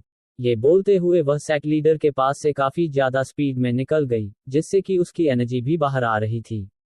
और सेक्ट लीडर को कुछ समझ ही नहीं आया कि क्या हुआ। अभी वो दोनों जो अभी वामिका को पकड़ने के लिए उसकी तरफ बढ़ रहे थे, वो उसकी बॉडी से निकल रही एनर्जी को महसूस करके कहते हैं, अरे नहीं, ये तो मार्शल लेवल 7 पर है, इससे तो कई लेवल पर कर लिया है, ये कैसे पॉसिबल हो सकता है। इतना कहकर वो दोनों पीछे भागने की कोशिश करने लगते हैं, लेकिन तब तक बहुत देर हो गई थी, क्योंकि उन दोनों को अब अपना पैर दिखाई दे रहा था, और इसी के साथ उनका सिर नीचे गिर जाता है। उनकी आंखें बड़ी बड़ी हुई पड़ी थी, मानो वो दोनों अभी तक उस हैरानी को पचा भी नहीं पाए थे, तब तक उनका सिर ही धड़ से अलग हो गया। ये देखकर तो उस सियांग बीस्ट के भी मुंह खुला के खुला रह जाता है। उसे अपने आंखों देखे पर भरोसा ही नहीं हो रहा था। वो हकलाते हुए कहता है, तुम तो मार्शल लेवल 4 पर थी, तो यह एक ही दिन में कैसे हो सकता है कि तुम मार्शल लेवल 7 पर पहुंच गई हो? इम्पॉसिबल, ये नहीं हो सकता। अपनी बेटी की यह कारनामा देखकर तो सेक्ट लीडर भी जम से गए थे। उनके मुंह से सिर्फ इतना ही निकलता है, वामिका तुम। वामिका अपनी तलवार बीस्ट लीडर सियांग बीस्ट की तरफ करते हुए कहती है, अब तुम्हारी सियांग बीस्ट। अपनी बारी का सुनते ही सियांग बीस्ट की फट जाती है। वो भला अपने से एक लेवल ऊपर के इंसान से कैसे लड़ सकता है? हाँ, वो अपने बराबर के लेवल के इंसान से थोड़ा ज्यादा पावरफुल होता है, लेकिन अपने से ऊपर से थोड़ी ना। वो तुरंत वहां से दूर जाते हुए कहता है, सभी बीस्ट वापस चलो। सभी बीस्ट अब वापस उसके पीछे ही जाने लगते हैं। वो कहता जाता है, तुम लोग बस इंतजार करो, इस बार तो बच गए, लेकिन अगली बार जरूर यह स्पीति वैली सेक्ट बर्बाद होकर रहेगा। तुम लोग बस इंतजार करो मेरा, मैं जरूर वापस आऊंगा। उन सभी के वापस जाते ही जैसे सभी में एक उत्साह आ जाती है। वो सभी कहते हैं, हम जीत गए, बीस्ट ग्रुप वापस चला गया, हमारा सेक्ट बच गया, हमने उसे बचा लिया, हम सभी जीत गए। राजीव भूमिका के पीछे आते हैं और उसके कंधे पर हाथ रखते हुए कहते हैं, वामिका आखिर यह सब चल क्या रहा है? वामिका कहती है, पहले पिताजी यह सब काम समेट लेते हैं, उसके बाद इसके बारे में बात करते हैं। सामने बहुत से लोग दर्द में घायल हुए कहर रहे थे, और कई लोगों को तो अब तक मृत्यु भी हो चुकी थी। ये देखकर तो वामिका और सेक्ट लीडर की दिल भर आई। ये सब वो लोग थे जिन्होंने इस स्पीति वैली सेक्ट को बचाने के लिए अपनी जान दे दी। दोनों और सेक्ट के कई श्रेष्ठ मिलकर सबकी इलाज और अंतिम संस्कार की तैयारी करते हैं। और सब काम खत्म होने के बाद सेक्ट लीडर राजीव भूमिका से अब उसके ऐसे लेवल पर होने का पूछते हैं। अब उनके सेक्ट में सबसे पावरफुल वामिका ही थी। वह भी अभी मार्शल लेवल 5 के पीक पर थे, और वामिका मार्शल लेवल 7 पर थी। तो उनका ये सवाल तो होना ही था कि कैसे एक लड़की बस आधे ही दिन में 4 से मार्शल लेवल 7 पर पहुंच सकती है। वामिका उन्हें अब शुरू से लेकर उसके यहाँ तक आने का सब बताती है। उसकी यह बात सुनकर सेक्ट लीडर राजीव काफी हैरान हो जाते हैं। वो अब गंभीर होकर इन सब पर सोचने लगते हैं। वो कहते हैं, एक दूसरी ऊंची दुनिया से आए हुए सीनियर, वो हमारी स्पीति वैली सेक्ट में हैं, और मुझे पता भी नहीं, मुझे जल्द से जल्द उनसे मिलना चाहिए। वो कहते हैं, वामिका जल्दी से तैयार हो जाओ, हम अभी चलते हैं उनसे मिलने के लिए। वामिका राजीव की बात सुनकर रहती है, पिताजी आप ये क्या कर रहे हैं? अब शाम हो गई है, सीनियर शायद अब आराम कर रहे होंगे, हम उन्हें ऐसे ही जाकर डिस्टर्ब नहीं कर सकते हैं, कहीं वो हमसे नाराज हो गए तो। वैसे भी वो बस यहाँ अपने जीवन का अनुभव लेने के लिए आए हैं, हम अगर इस वक्त गए वहां तो वो जरूर परेशान हो जाएंगे। राजीव शर्मा कहते हैं, हाँ तुम सही कह रही हो, हमें इस वक्त जाकर उन्हें परेशान नहीं करना चाहिए, हम कल दोपहर में चलेंगे क्योंकि हो सकता है वो सुबह कहीं व्यस्त हो। वामिका कहती है, ठीक है, हम कल दोपहर में चलेंगे। इतना कहने के बाद वो अपने कमरे में चली जाती है। वो अब अक्षत के बारे में सोचने लगती है कि कैसे वो उससे मिली और उसने उसकी कैसे जान बचाए इलाज किया और बिना कुछ कहे ही लेवल भी पार करा दिया। वो सोचने लगती है कि आखिर वहां किस किस प्रकार के खजाने रखे गए थे, और इतना सोचने के साथ ही उसे चक्कर आने लगता है और वो फिर से बेहोश हो जाती है। वो अब तक बस इसलिए होश में थी क्योंकि वो अपने सेक्ट और पिताजी को बचाना चाहती थी, लेकिन वो अब तक काफी कमजोर हो गई थी। उसने अपने मार्शल लेवल 7 पर ही बैटल की थी। हालांकि वो भले ही मार्शल लेवल 7 पर है, पर अभी उसकी बॉडी यह पावर झेल नहीं पा रही थी, इसलिए ही वो अभी तक काफी कमजोर पड़ गई थी। वो तो वामिका को अब तक उसकी इच्छा शक्ति ने होश में रख रखा था, और जब सब खत्म और ठीक हो गया था तो उसका ऐसे बेहोश होना जायज था। यही कारण था कि उसने सियांग बीस्ट को भागने दिया, नहीं तो वो उसे कब का खत्म कर देती, लेकिन वो उन दोनों गद्दार को मारने में ही अपनी सारी एनर्जी खत्म कर चुकी थी। आज उसने 3 लेवल की बढ़त की थी, तो उसके शरीर को यह एडजस्ट करने में अभी कुछ टाइम तो लगेगा ही, नहीं तो वो आगे कैसे अपने इस पावर को यूज कर पाएगी। वो बेहोश थी, उसके शरीर के चारों ओर उसकी एनर्जी घूम रही थी और उसकी बॉडी उन सभी को अच्छे से एडजस्ट करने की कोशिश कर रही थी। ऐसा लग रहा था कि जैसे किसी आभामंडल ने वामिका को चारों तरफ से घेर रखा है। और इधर से सेक्ट लीडर अपने कमरे में जगे हुए थे। वो भूमिका के बातों को गंभीरता से लेकर उन पर विचार कर रहे थे। अगर ऐसा इंसान उनके इस स्पीति वैली में था तो शायद उनका ये स्पीति वैली सुरक्षित है। 7 टॉप लेवल का हथियार। अगली सुबह अक्षत सुबह सुबह ही पहुंच जाता है उस जगह पर जहां वो हर रोज भूमि के साथ सभी चीजों की प्रैक्टिस किया करता है। वो अब भूमि का इंतजार करने लगता है, लेकिन सुबह से दोपहर हो जाती है पर भूमि नहीं आती है। अब अक्षत को पूरा यकीन हो जाता है कि भूमि उसे छोड़कर चली गई है। वो तो यहाँ ये सोच कर आया था कि शायद उससे कल भूमि मजाक कर रही थी, लेकिन अब उसे अच्छे से समझ आ चुका है कि वो कोई मजाक नहीं कर रही थी, बल्कि वो उसे छोड़कर जा चुकी हैं। वो अपना बेकार सा चेहरा बनाकर वापस आ जाता है। वो यहाँ वापस आने के अलावा कर भी क्या सकता था, क्योंकि मास्टर भूमि तो उसके बुलाने से आने वाली नहीं थी। इधर स्पीति वैली सेक्ट में सेक्ट लीडर राजीव और भूमिका तैयार हो रहे थे अक्षत से मिलने जाने के लिए। वो दोनों अब निकलने ही वाले थे कि राजीव कहते हैं, अगर तुमने जो भी कहा वह सब सच है कि सीनियर किसी ऊपर के ऊंची दुनिया पृथ्वी से आए हुए हैं, तब तुमने उनके सामने अपने आप को कुछ ज्यादा ही आंक लिया था उनका स्टूडेंट बनने को कहकर। वामिका कहती है, यह आपकी बेटी की नासमझी थी। वो तो यह अच्छा हुआ कि सीनियर बहुत अच्छे हैं, उन्होंने मुझे कुछ भी नहीं कहा, नहीं तो अगर वो गुस्सा हो जाते तो हमारे पूरे सेक्ट को अंजाम भुगतना पड़ता। वो दोनों ही अब जंगल में आ गए थे। वामिका कहती है, पिताजी हम पहाड़ों पर उड़कर क्यों नहीं चल रहे हैं, उससे तो हम जल्दी वहां पहुंच जाएंगे। राजीव थोड़ा सख्त होते हुए कहते हैं, तुम क्या जानती हो? कुछ भी नहीं, हम ऐसे पैदल ही पहाड़ों पर चलकर उनको अपना रिस्पेक्ट दिखा रहे हैं। तुम्हें अभी दुनियादारी की बातें सीखनी होगी। हम ऐसे किसी से मिलने जा रहे हैं जो कि हमसे कई ज्यादा पावरफुल है, तो उड़कर जाना उनके डिसरिस्पेक्ट करना हुआ, समझ गई तुम? अगर हम उड़कर गए तो उन्हें बुरा भी लग सकता है, क्योंकि ये उन्हें इंसल्ट फील करा सकता है। वामिका एक झूठी स्माइल करते हुए कहती है, हाँ समझ गई। वो सोचती है, यह अच्छा हुआ कि मैंने यह नहीं बताया कि मैं कल सीनियर के घर से उड़कर ही आई थी, नहीं तो उसके लिए पिताजी न जाने मुझे कितनी डांट लगाते। तभी राजीव कुछ हाथ में लिए वामिका से कहते हैं, अच्छा ये बताओ कि क्या तुम ये हमारे फैमिली की प्रेशियस खजाना गोल्डन लेखनी को सीनियर को अपने लाइफ बचाने के लिए उन्हें दे सकती हो? ये कहते हुए राजीव बड़े ही आशा भरी नजरों से वामिका को देख रहे थे। ऐसा लग रहा था कि जैसे कोई छोटा बच्चा अपने पेरेंट्स से किसी चीज के लिए परमिशन ले रहा हो। वामिका थोड़ा नाराज होते हुए कहती है, हालांकि यह गोल्डन लेखनी हमारे शर्मा फैमिली की बहुमूल्य खजाने में से एक है, पर फिर भी आपकी बेटी यह सीनियर को देने में डर रही है कि वो इसे पसंद भी करेंगे कि नहीं। राजीव उस गोल्डन लेखनी को बड़े निराशा से देखते हुए कहते हैं, सीनियर की नजरों में ये शर्मा फैमिली की गोल्डन लेखनी स्वाभाविक रूप से बेकार ही होगी, लेकिन हम अपनी रिस्पेक्ट को दिखाने के लिए अपने बहुमूल्य खजाने में से एक तो उन्हें दे ही सकते हैं। वो ये कल रात से ही सोच रहे थे कि अगर वो कल सीनियर से मिलने जाएंगे तो खाली हाथ जाना ठीक नहीं होगा, इसलिए उन्होंने बहुत सोचा। तब उन्हें एक इस गोल्डन लेखनी की याद आए। वैसे भी उन्हें वामिका से पता चला था कि सीनियर को पेंटिंग और कैलीग्राफी में भी रुचि है, तो शायद वो इस गोल्डन लेखनी को भी पसंद कर ले। राजीव सोचते हैं कि हालांकि वह सियांग बीस्ट और बीस्ट ग्रुप अभी के लिए मेरी बेटी से डर कर चले गए हैं, लेकिन उनका कुछ कहा नहीं जा सकता है। वो जल्द ही कुछ ना कुछ करके हम पर फिर से अटैक कर सकते हैं। ऐसे में हमें किसी ऐसे पावरफुल व्यक्ति का सपोर्ट चाहिए होगा जो हमारी मदद कर सके। जैसा कि सीनियर हैं, वो जरूर हमारी मदद कर सकते हैं, क्योंकि जैसी पावर वामिका उनके बारे में बता रही थी, वो जरूर ही काफी पावरफुल होंगे। वैसे ये बीस्ट ग्रुप पहले एसएसपीटी वैली सेक्ट पर अटैक नहीं कर रहे थे, ऐसा उन सब ने अभी हाल ही में करना शुरू किया है। पहले स्पीति वैली सेक्ट की रक्षा उनसे 2 पीढ़ी ऊपर के एक पूर्वज कर रहे थे, जो कि मार्शल लेवल 9 पर थे, लेकिन उनकी मृत्यु 2 महीने पहले ही हो गई, जिसके जानकारी जैसे ही बीस्ट ग्रुप को लगी, तब से वो अब जब मन करता तब स्पीति वैली सेक्ट पर अटैक कर देते।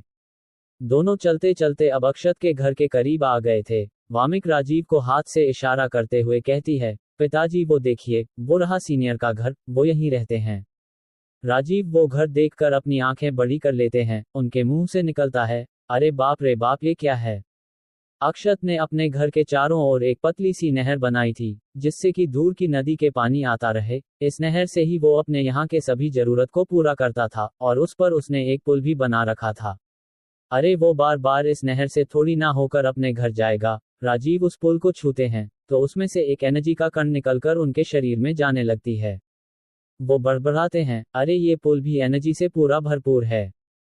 और उनकी नज़र उस नहर पर जाती है और वो कहते हैं, ये तो अपने साथ काफी मात्रा में एनर्जी लेकर बह रही है। ये पूरी जगह ही एनर्जी से भरी पड़ी है। ऐसी जगह तो कल्टीवेशन करने के लिए बहुत ही अच्छी है। यहाँ की एनर्जी बहुत ही शुद्ध और अच्छी है।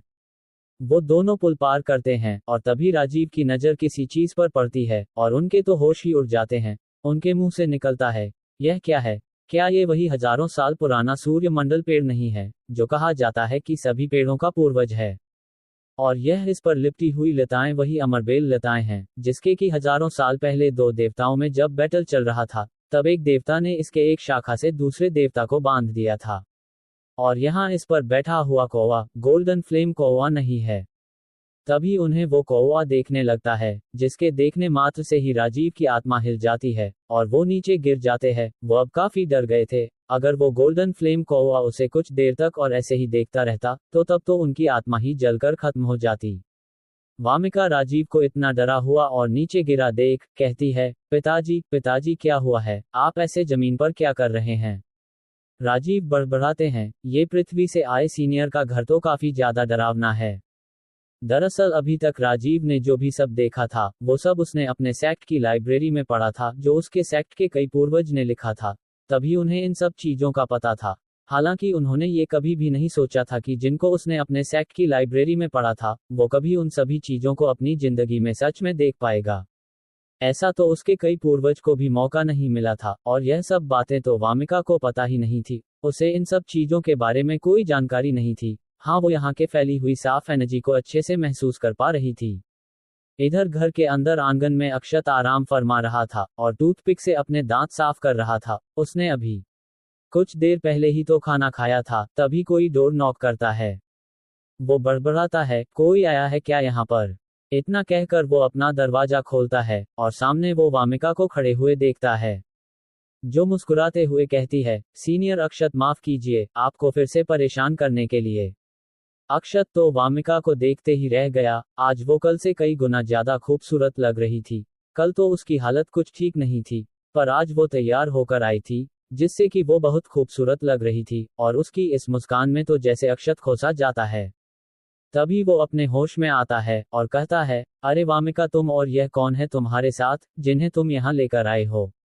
वामिका राजीव को आगे करते हुए कहती है, ये मेरे पिताजी हैं। इन्हें जब ये पता चला कि आपने मुझे बचाया था, तो इन्होंने मुझसे कहा कि आपसे पास लाने को, ताकि आपको धन्यवाद कर सके। अक्षत राजीव को ध्यान से देखने लगता है। वो सोचता है, यह अंकल तो पसीने से भीगे हुए हैं और इनका पैर भी कमजोर लग रहा है, जो थोड़ा काम भी रहा है। यह जरूर मेरी तरह ही मामूली इंसान होंगे। यह जरूर डर रहे होंगे तलवार पर उड़कर आने में। पर अक्षत को कौन बताएं कि राजीव इसलिए नहीं डरा हुआ था जैसा वो सोच रहा था। वो तो उसके सामने आने से थोड़ा नर्वस और डर गए थे, इसलिए ही उन्हें पसीने भी आ रहे थे और पैर भी कांप रहा था।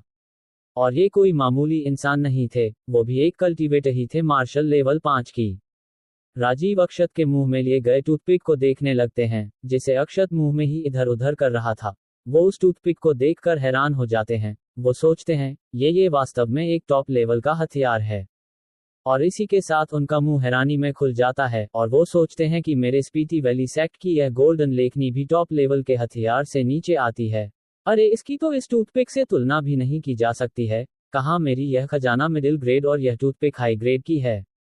अक्षत राजीव को उसका टूथपिक देखे देख सोचने लगता है कि अरे मैं कैसे किसी का स्वागत अपने मुंह में टूथपिक लिए हुए कर सकता हूँ। मैं ऐसा कैसे कर सकता हूँ, ये तो गेस्ट का डिसरिस्पेक्ट करना हुआ। इतना सोचकर वो उसे बाहर बगल में ही थूक देता है और वामिका और राजीव दोनों आंखें फाड़ फाड़ कर उसे ऐसा करते देखने लगते हैं। उनके मुंह से एक शब्द तक नहीं निकलता और राजीव तो वामिका का हाथ पकड़ लेते हैं। Chat 0 cultivation power. राजीव सोचते हैं कि अरे बाप रे, इन्होंने टॉप हाई ग्रेड की हथियार को ऐसे जमीन पर थूक दिया जैसे कोई व्यक्ति सुबह सुबह मुंह साफ करने के लिए अपनी मुंह में पानी लेकर कुल्ला कर देता है। आखिर ये सीनियर है क्या चीज जो उनके लिए इसकी कोई कीमत ही नहीं है। अक्षत दोनों को हाथ से आगे चलने का इशारा करते हुए कहता है, वामिका और अंकल आप अंदर चलिए, कुछ चाय वगैरह पी लीजिए। वामिका हाँ करती है। यहाँ घर आए गेस्ट का ऐसे ही वेलकम किया जाता है, चाय या फिर सुगंधित हर्ब्स का काढ़ा देकर। राजीव कहते हैं, सीनियर यह अच्छा रहेगा कि आप मुझे ओल्ड राजीव बुलाए, यह आपको आसान रहेगा। अक्षत सोचता है क्या ओल्ड राजीव बुलाऊं और यह आसान रहेगा, कहीं इनके दिमाग का तार हिल तो नहीं गया है। अरे इससे अच्छा तो अंकल कहना ही ठीक था। और यह इतने भी ओल्ड नहीं हुए हैं जो उन्हें मैं ओल्ड कहूं, और मुझे ये सीनियर क्यों बुला रहे हैं। क्या मैं इनसे बूढ़ा दिखता हूं? इन्होंने तो मेरा अपनी बेटी के सामने इंप्रेशन ही खराब कर दिया। खैर छोड़ो, उन्होंने जो कहा अब से मैं वही बुलाऊंगा। इतने में टॉमी आकर वह टूथपिक उठाकर वहां बगल में रखे टोकरी में रख देता है। ये टोकरी अक्षत कूड़ेदान के रूप में प्रयोग करता है। इतना करने के बाद टॉमी जीभ निकालकर अक्षत को ऐसे देख रहा था कि मानो उसने बहुत ही अच्छा काम किया हो। ये होते राजीव बस एकटक देखे जा रहा था। अक्षत हंसते टॉमी को शाबाशी देते हुए कहता है, यह मेरा डॉगी टॉमी है, इसे साफ सफाई काफी पसंद है। राजीव का ध्यान अब तक टॉमी पर नहीं गया था, वो तो बस उस टॉपिक को ही देखे जा रहे थे। और जैसे ही वो टॉमी को देखते हैं तो उनके दिमाग के तार ही हिल जाते हैं, क्योंकि टॉमी मार्शल लेवल 9 के ऊपर का बीस्ट था, जो कि वो अच्छे से देख ही नहीं सकते थे कि वो कितने लेवल पर था। लेकिन जो भी हो, टॉमी के लेवल के ही प्रेशर से राजीव की जान जा सकती थी, इसलिए उसे देख कर तो राजीव घबरा जाते हैं। लेना वो जल्द ही अपने आप को संभाल लेते हैं। आखिर वो सेक्ट लीडर जो ठहरे, ऐसे सिचुएशन में अपने आप को संभाल कर रखने का उन्हें अच्छा एक्सपीरियंस था। वो सोचते हैं कि ये कैसा नाम है टॉमी, लगता है यह उनकी दुनिया में ऐसा ही नाम चलता होगा। अक्षत दोनों को अंदर ले आता है। बाहर एंट्रेंस से देखने पर घर काफी छोटा लग रहा था, लेकिन अंदर से काफी बड़ा है। राजीव वहां का सब नजारा देखने लगते हैं। उनकी नजर एक पेड़ पर लगे फूलों पर जाती है और वो बड़बड़ाते हैं, ये वास्तव में पर्पल सूर्य फूल है, वो भी हाई क्वालिटी की। और यह छोटा तालाब तो पूरे एनर्जी से भरी पड़ी है। ऐसा लगता है कि यह कोई तालाब नहीं बल्कि एनर्जी का पूल है। ये पूरा बगीचा तो ऐसे सजाया गया है जैसे कि कोई स्वर्ग हो। अक्षत तो राजीव का चेहरा देखता है और मन ही मन मुस्कुराता है और सोचता है, ये गार्डन मैं बड़ी मेहनत से तैयार किया है। इसमें मैंने अपनी सारी पृथ्वी वाली डिजाइन और भी कई चीजों का ध्यान रखा है, तो इस ओल्ड राजीव का तो ऐसे होना ही था। अक्षत कहता है, ओल्ड राजीव, क्या आप जानते हैं गार्डन डिजाइन और आर्किटेक्चर को? आपका क्या सोचा है मेरे इस गार्डनिंग के बारे में? राजीव अब सोचने लगता है कि सीनियर यहाँ एक मामूली इंसान की तरह रह रहे हैं, इसलिए मुझे भी एक मामूली इंसान की तरह ही जवाब देना चाहिए, नहीं तो शायद वो मुझे पसंद न करें। मैं इन्हें यह नहीं कहूंगा कि यह सभी चीज जो उन्होंने गार्डन की है, वह सब एक फॉर्मेशन के कोर की तरह काम कर रहे हैं, जो यहाँ एक अदृश्य कवच बना रहे हैं। और ये तालाब जिस जगह पर है वो उस कवच को चलने के लिए पर्याप्त रूप से एनर्जी दे रही है। और यह पर्पल सूर्य फूल के पेड़ हवा में फैली हुई एनर्जी को यहाँ एकत्रित कर रहे हैं, जिससे कि यहाँ एनर्जी की भरमार है। राजीव कहते हैं, ये घर काफी अच्छे से बना है, ये आंगन काफी सुंदर है और यह पेड़ सही जगह पर लगाया गया है।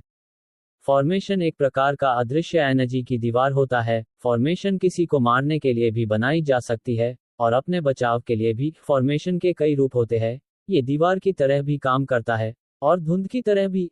इसे बनाने के लिए फॉर्मेशन फ्लैग या सपोर्ट की जरूरत होती है और चलाने के लिए एनर्जी की जरूरत। ये ठीक बिल्कुल टैंक की तरह होते हैं, जहां उसके सभी खंभे फ्लैग या सपोर्ट होते हैं और आधार उसका कोर होता है, जिससे कि फॉर्मेशन को कंट्रोल किया जा सकता है।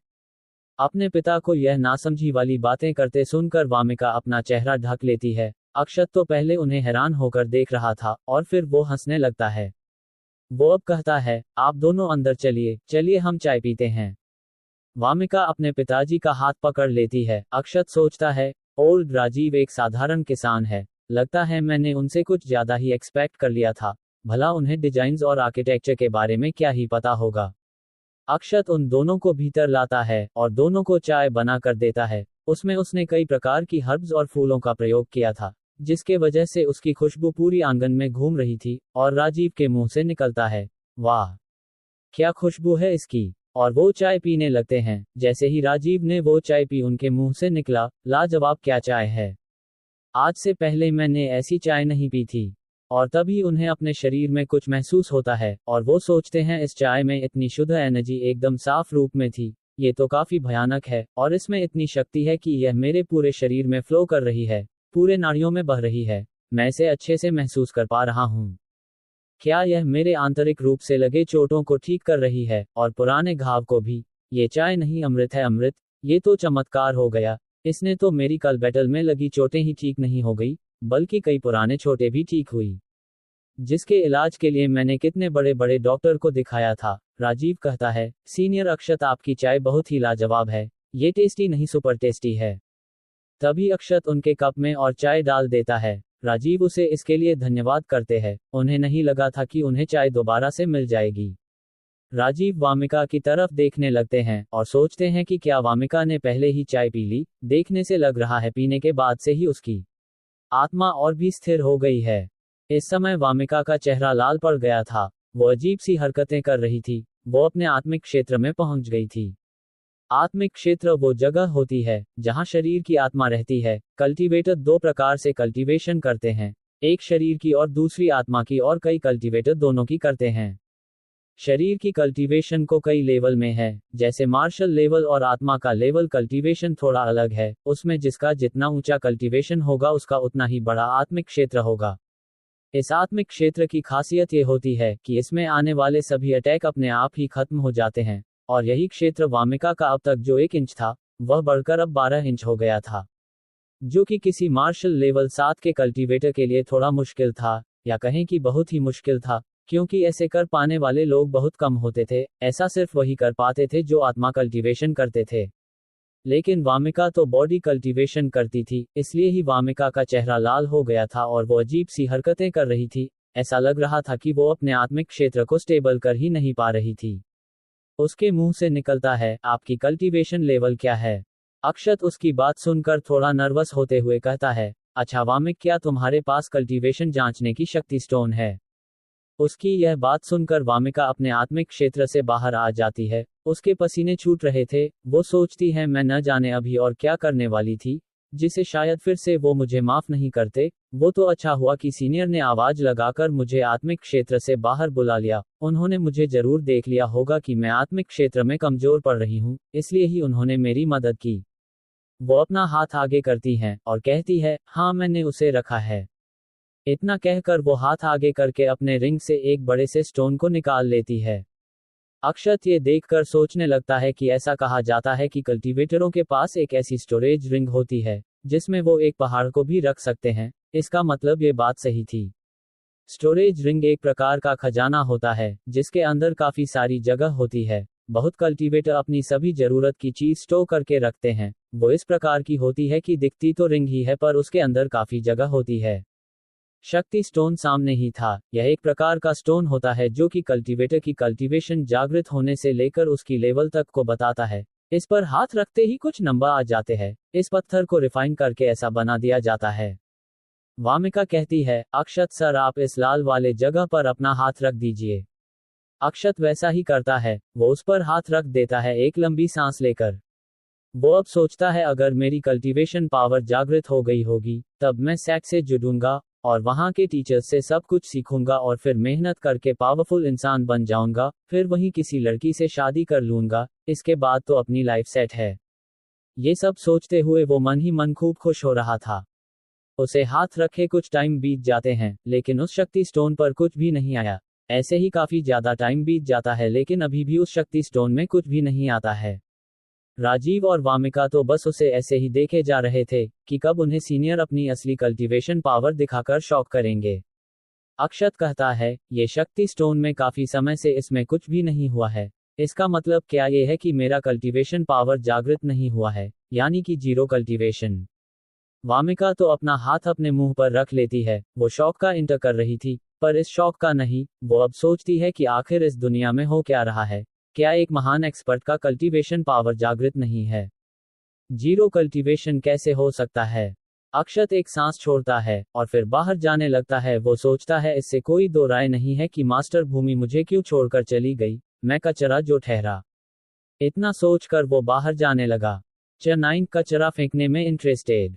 अक्षत अब बाहर चला जाता है। उसके बाहर जाते ही वामिका धीरे से राजीव से कहती है, पिताजी, सीनियर के पास कोई कल्टीवेशन तो है ही नहीं। उनका कल्टीवेशन तो जीरो है, ये कैसे हो सकता है?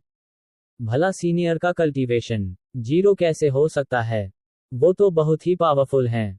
राजीव भी धीरे से कहते हैं, हाँ, ये कैसे हो सकता है, तुम ही सोचो। वो जरूर ये दिखाना चाहते हैं कि उनके अंदर जीरो कल्टीवेशन है। वो एक मामूली इंसान है। ये टेस्ट उन्होंने इसलिए ही हमारे सामने किया ताकि हम भी यह मान ले। उन्होंने जरूर किसी टेक्निक से अपनी पूरी कल्टीवेशन पावर को सील करके रखा है। सच में वो बहुत महान है। वामिका कहती है, पर पिताजी, ऐसा करने का क्या फायदा कि वो जीरो कल्टीवेशन वाले व्यक्ति हैं। राजीव अब खड़े होकर सामने की दीवार को देखते हुए किसी ज्ञानी व्यक्ति की तरह कहते हैं, तुम नहीं जानती कि एक्सपर्ट लोग अपनी जिंदगी के अनुभव और अपने दिमाग को और साफ करने के लिए पूरे कॉन्टिनेंट का भ्रमण करते रहते हैं। और कई लोग एक ही जगह पर किसी मामूली से इंसान की तरह रहते हैं, ताकि वो खुशी, गुस्से और गहरे दुख को समझ सके, क्योंकि वही सब भावनाएं समझने में कठिन होती है। इससे वो इस दुनिया को और अच्छे से समझ सकेंगे। वामिका कहती है, पिताजी, आपका गहरे दुख से क्या मतलब है? मैं कुछ समझी नहीं। राजीव कहते हैं, किसी मार्शल कल्टीवेटर के लिए क्या जरूरी होता है? उसका कल्टीवेशन पावर, उसका लेवल। तुम सोचो कि अगर कोई कल्टीवेटर अपना कल्टीवेशन जीरो करके मामूली इंसान बनकर रह रहा है, तो ये कितना कठिन और परेशानी वाला होगा। उनकी जिंदगी कैसी होगी? कोई भी कल्टीवेटर उनका मजाक उड़ाता होगा तो कैसा लगता होगा? सच में सीनियर तो सीनियर है। वो अपने अनुभव के लिए कितनी बेकार की मामूली इंसानों वाली जिंदगी जी रहे हैं। इतना कहकर राजीव वामिका के कंधे पर हाथ रखते हुए कहते हैं, बेटी, अब तुम्हारे पास मौका है कि तुम।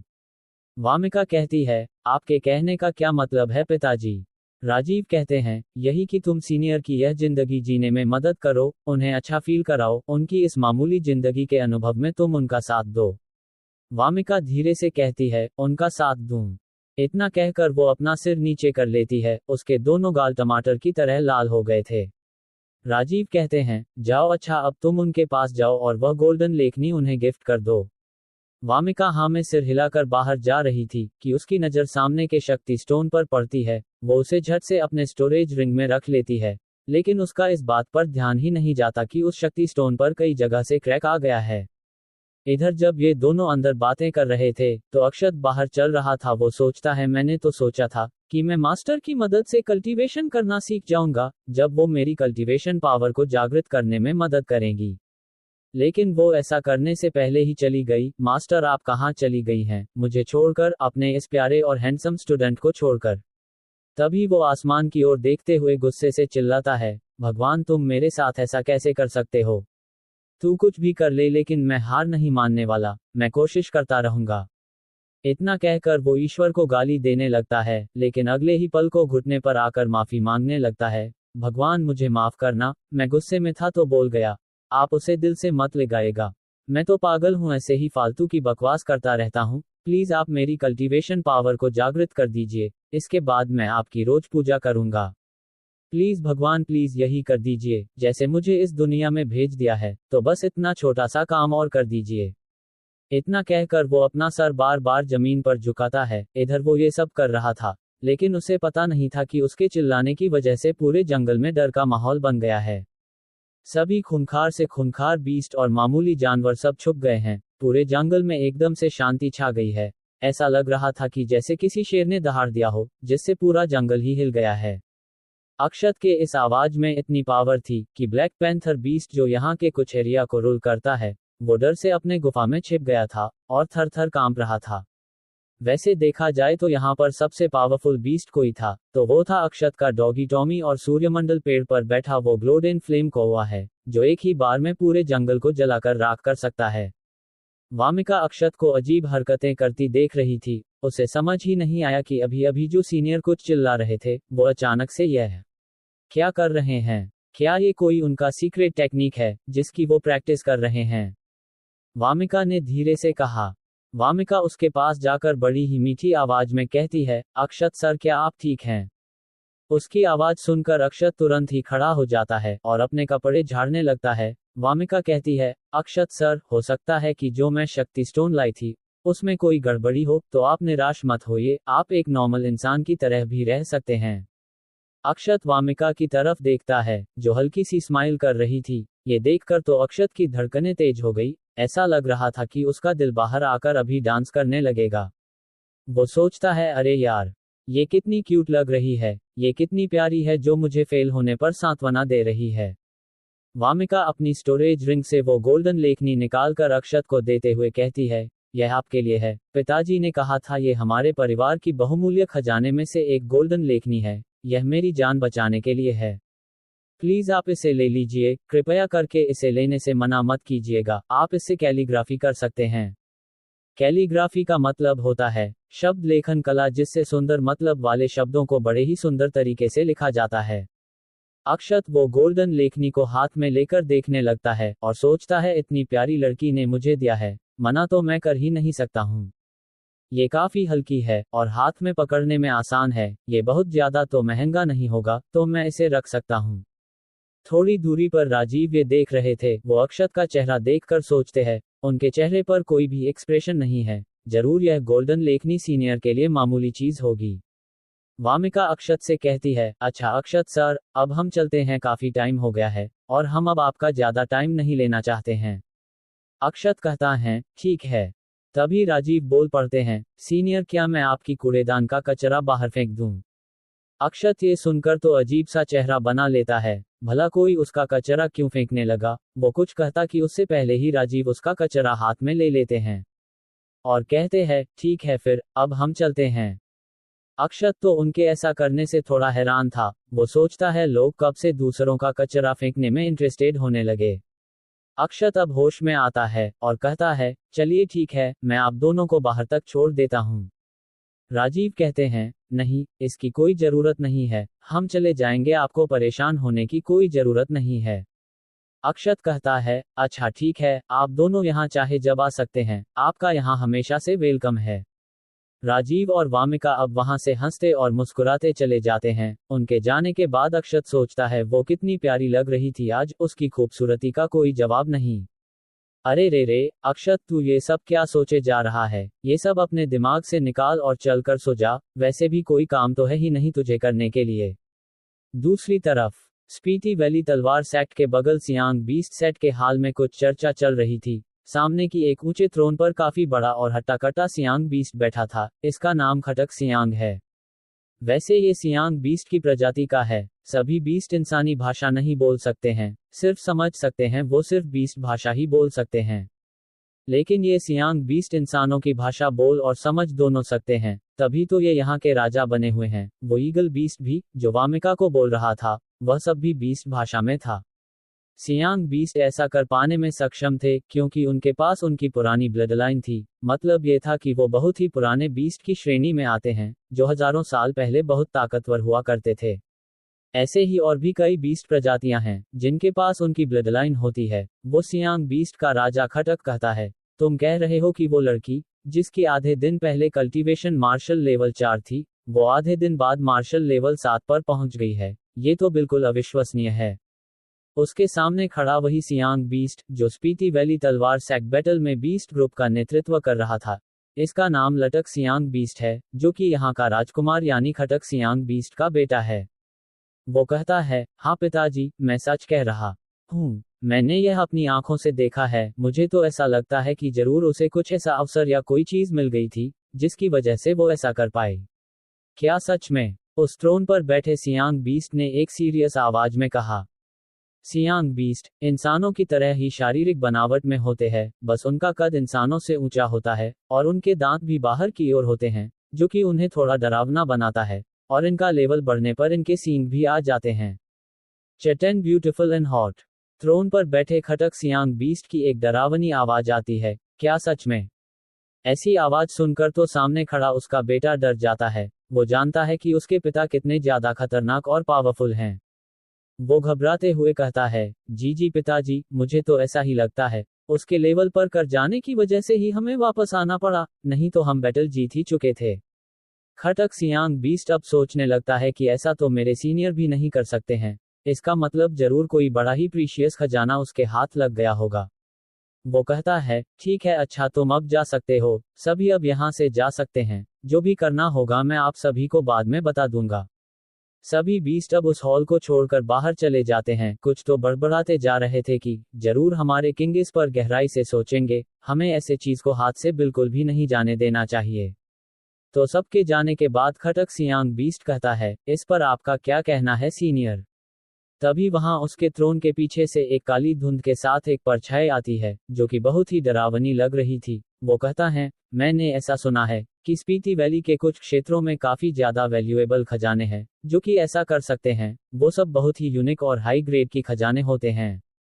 खटक कहता है, सीनियर धुंधकारी, अब आप बताइए कि हमें क्या करना चाहिए। क्या हम उन पर अटैक करके उनका वो खजाना हासिल कर लें?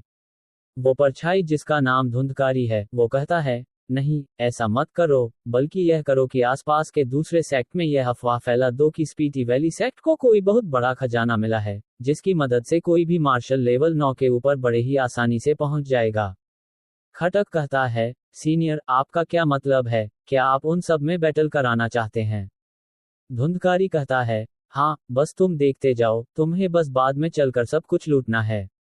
ये सुनकर तो खटक के चेहरे पर एक शैतानी मुस्कान आ जाती है। धुंधकारी भी जोर जोर से हंसने लगता है। इतना कहने के बाद वो वापस से खटक के थ्रोन के पीछे चला जाता है।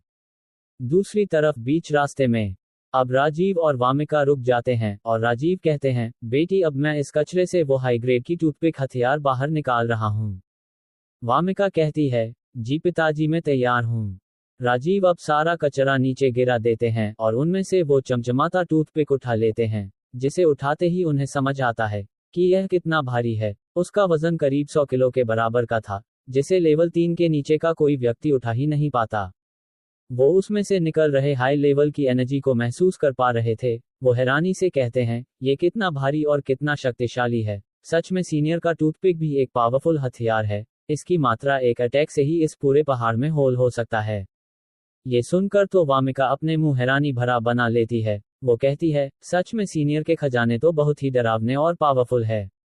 राजीव कहते हैं, मैंने तो सोचा था कि मैं सेक्ट वापस लौटकर शांति से सिर्फ लीडर का पद छोड़कर एकांत में चला जाऊंगा, लेकिन अब लगता है कि ऐसा नहीं होने वाला है।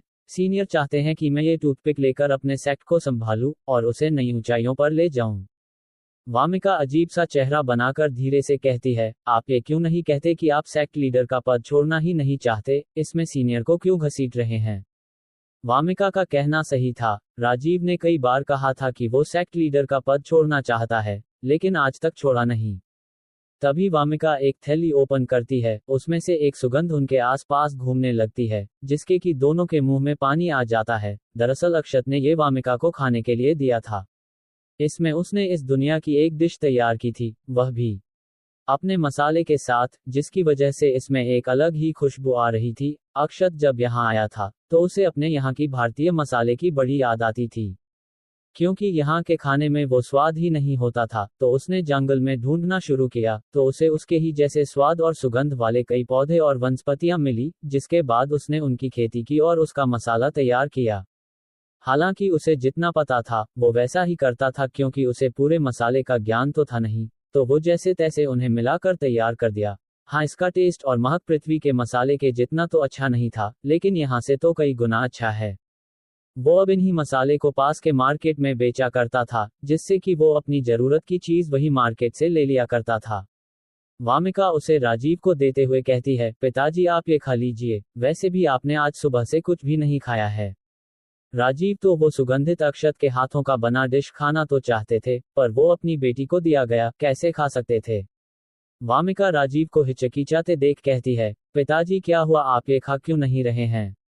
आप मेरी चिंता मत कीजिए, मुझे अभी भूख नहीं लगी है। वामिका के रिक्वेस्ट पर राजीव वो खाने लगते हैं। उसका जैसे ही एक बाइट उनके मुंह में गया तो उनके मुंह से निकल ही गया, वाह क्या टेस्ट है, ऐसा डिश तो मैंने आज तक नहीं खाया था। वो अब उसे जल्दी जल्दी खाने लगते हैं। जैसे ही वो खाकर खत्म करते हैं, वैसे ही उनके शरीर में एनर्जी की तूफान आ जाती है जो उन्हें ऊपर धकेल रही थी। मतलब ये था कि वह एनर्जी की तूफान इतनी बड़ी थी कि वो राजीव को अगली लेवल पर धकेल रही थी। तभी एक झटके के साथ राजीव लेवल पार हो जाता है। वो अब मार्शल लेवल 5 से मार्शल लेवल 6 की शुरुआती स्टेज पर आ गए थे। वो खुश होते हुए कहते हैं, मैंने लेवल पार कर लिया। सीनियर का डिश तो कमाल का था, उसने मुझे एक लेवल पार करा दिया। वो अपने घुटने पर आकर अक्षत को इसके लिए धन्यवाद करने लगते हैं। इधर अक्षत लेटा ही था कि उसे जोर की छींक आ जाती है। वो कहता है, भरी दोपहर में मुझे कौन याद कर रहा है। वामिका भी इससे खुश थी। वो अब न जाने क्या अक्षत के बारे में सोच रही थी, जिसकी वजह से उसका गाल टमाटर की तरह लाल हो गए थे। उसकी दिल की धड़कनें भी बढ़ी हुई थी। तभी वो न में सिर हिलाते हुए बड़बड़ाती है, ये तू क्या सोचे जा रही है वामिका, सीनियर के बारे में तुम्हें ये सब नहीं सोचना चाहिए, वैसे भी तुम तो उनके सामने कुछ भी नहीं हो। दोनों अब वहां से आगे बढ़ जाते हैं। अगली सुबह अक्षत तैयार होकर मार्केट जाने लगता है। उसे कुछ घर के सामान लेने थे और अपने तैयार किए गए मसाले को बचना भी था। तभी वहां टॉमी आकर भाऊ भाऊ करने लगता है और वो गोल्डन फ्लेम को कांव कांव करते हुए अक्षत के बगल के रखे टेबल पर बैठ जाता है। अक्षत उसके माथे को प्यार से सहलाते हुए कहता है, अरे मेरे प्यारे काले कौवे। वो भी अब अपनी आंखें बंद करके अक्षत के प्यार से सहलाने का मजा लेने लगता है। तभी टॉमी अक्षत के पैरों से अपने आप को रगड़ने लगता है तो अक्षत उसे भी सहलाने लगता है। वो कहता है, अच्छा तुम दोनों यहीं घर का ध्यान रखना, मैं मार्केट से होकर कुछ देर में आता हूँ। इतना कहकर अक्षत वहां से उठकर चला जाता है। उसके जाने के बाद वो कौवा कहता है, मास्टर ने मेरा नाम लिया और मुझे प्यार से सहलाया भी, वह पल कितना आनंददायक था। टॉमी कहता है, तुम चाहे कुछ भी कह लो, लेकिन मास्टर तो रोज मेरा नाम ही पहले लेते हैं। मैं उनके दिल में नंबर 1 पर हूँ और तुम्हारा नाम लिया। वैसे मास्टर ने तुम्हारा नाम ही काला कौवा रखा है, ये थोड़ा फनी नहीं है। वो कौवा कहता है, इसमें कौन सी फनी बात है, मास्टर मुझे कुछ भी कहकर बुलाए, मुझे वो पसंद है। वैसे उन्होंने तुम्हारा नाम टॉमी रखा है, ये भी कोई नाम है, इससे तो अच्छा मेरा ही नाम काला कौवा सही है। कम से कम उससे तो मेरे बारे में पता तो चलता है। लेकिन तुम्हारा क्या टॉमी, टॉमी, हा हा हा। अपने ही नाम का मजाक बनते देख टॉमी को अच्छा नहीं लग रहा था। टॉमी अपना एनर्जी का प्रेशर काले कौवे पर डालने लगता है तो कौवा कहता है, अरे ये तुम क्या कर रहे हो, जानते हो न कि मैं भी तुम्हारे बराबर की ही लेवल पर हूँ, तो ये सब करना बेकार है। तभी किसी की दर्द भरी आवाज आती है, मास्टर ने आज फिर से मुझे इग्नोर कर दिया। उन्होंने तो मुझ पर एक नजर तक नहीं डाली। भला कोई इतनी सुंदर और हॉट लड़की को कैसे इग्नोर कर सकता है। ये बोलने वाली एक पुरानी ब्लडलाइन की मकड़ी थी जो अपने वेब के सहारे पेड़ से नीचे उतर रही थी। उसे देखकर तो टॉमी कहता है, क्या कहा तुमने लड़की, वह भी सुंदर और हॉट। देखकर ही तुम पर उल्टी आ जाएगी और अपने आप को सुंदर कह रही हो। ये सुनते ही तो वो मकड़ी जोर जोर से रोने लगी और कहती है, क्या मैं सुंदर नहीं हूँ? तभी तो मास्टर मुझसे प्यार ही नहीं करते हैं। अब मैं क्या करूँ? मैं अपनी ब्यूटी पर पता नहीं कितना टाइम खर्च करती हूँ और फिर मास्टर का इंतजार करती हूँ कि वो एक बार मेरी तरफ देखें, लेकिन मैं फिर भी सुंदर नहीं हूँ। अब मैं क्या करूँ? मास्टर अब मेरी तरफ तो एक बार भी नहीं देखेंगे। अब मैं क्या करूँ?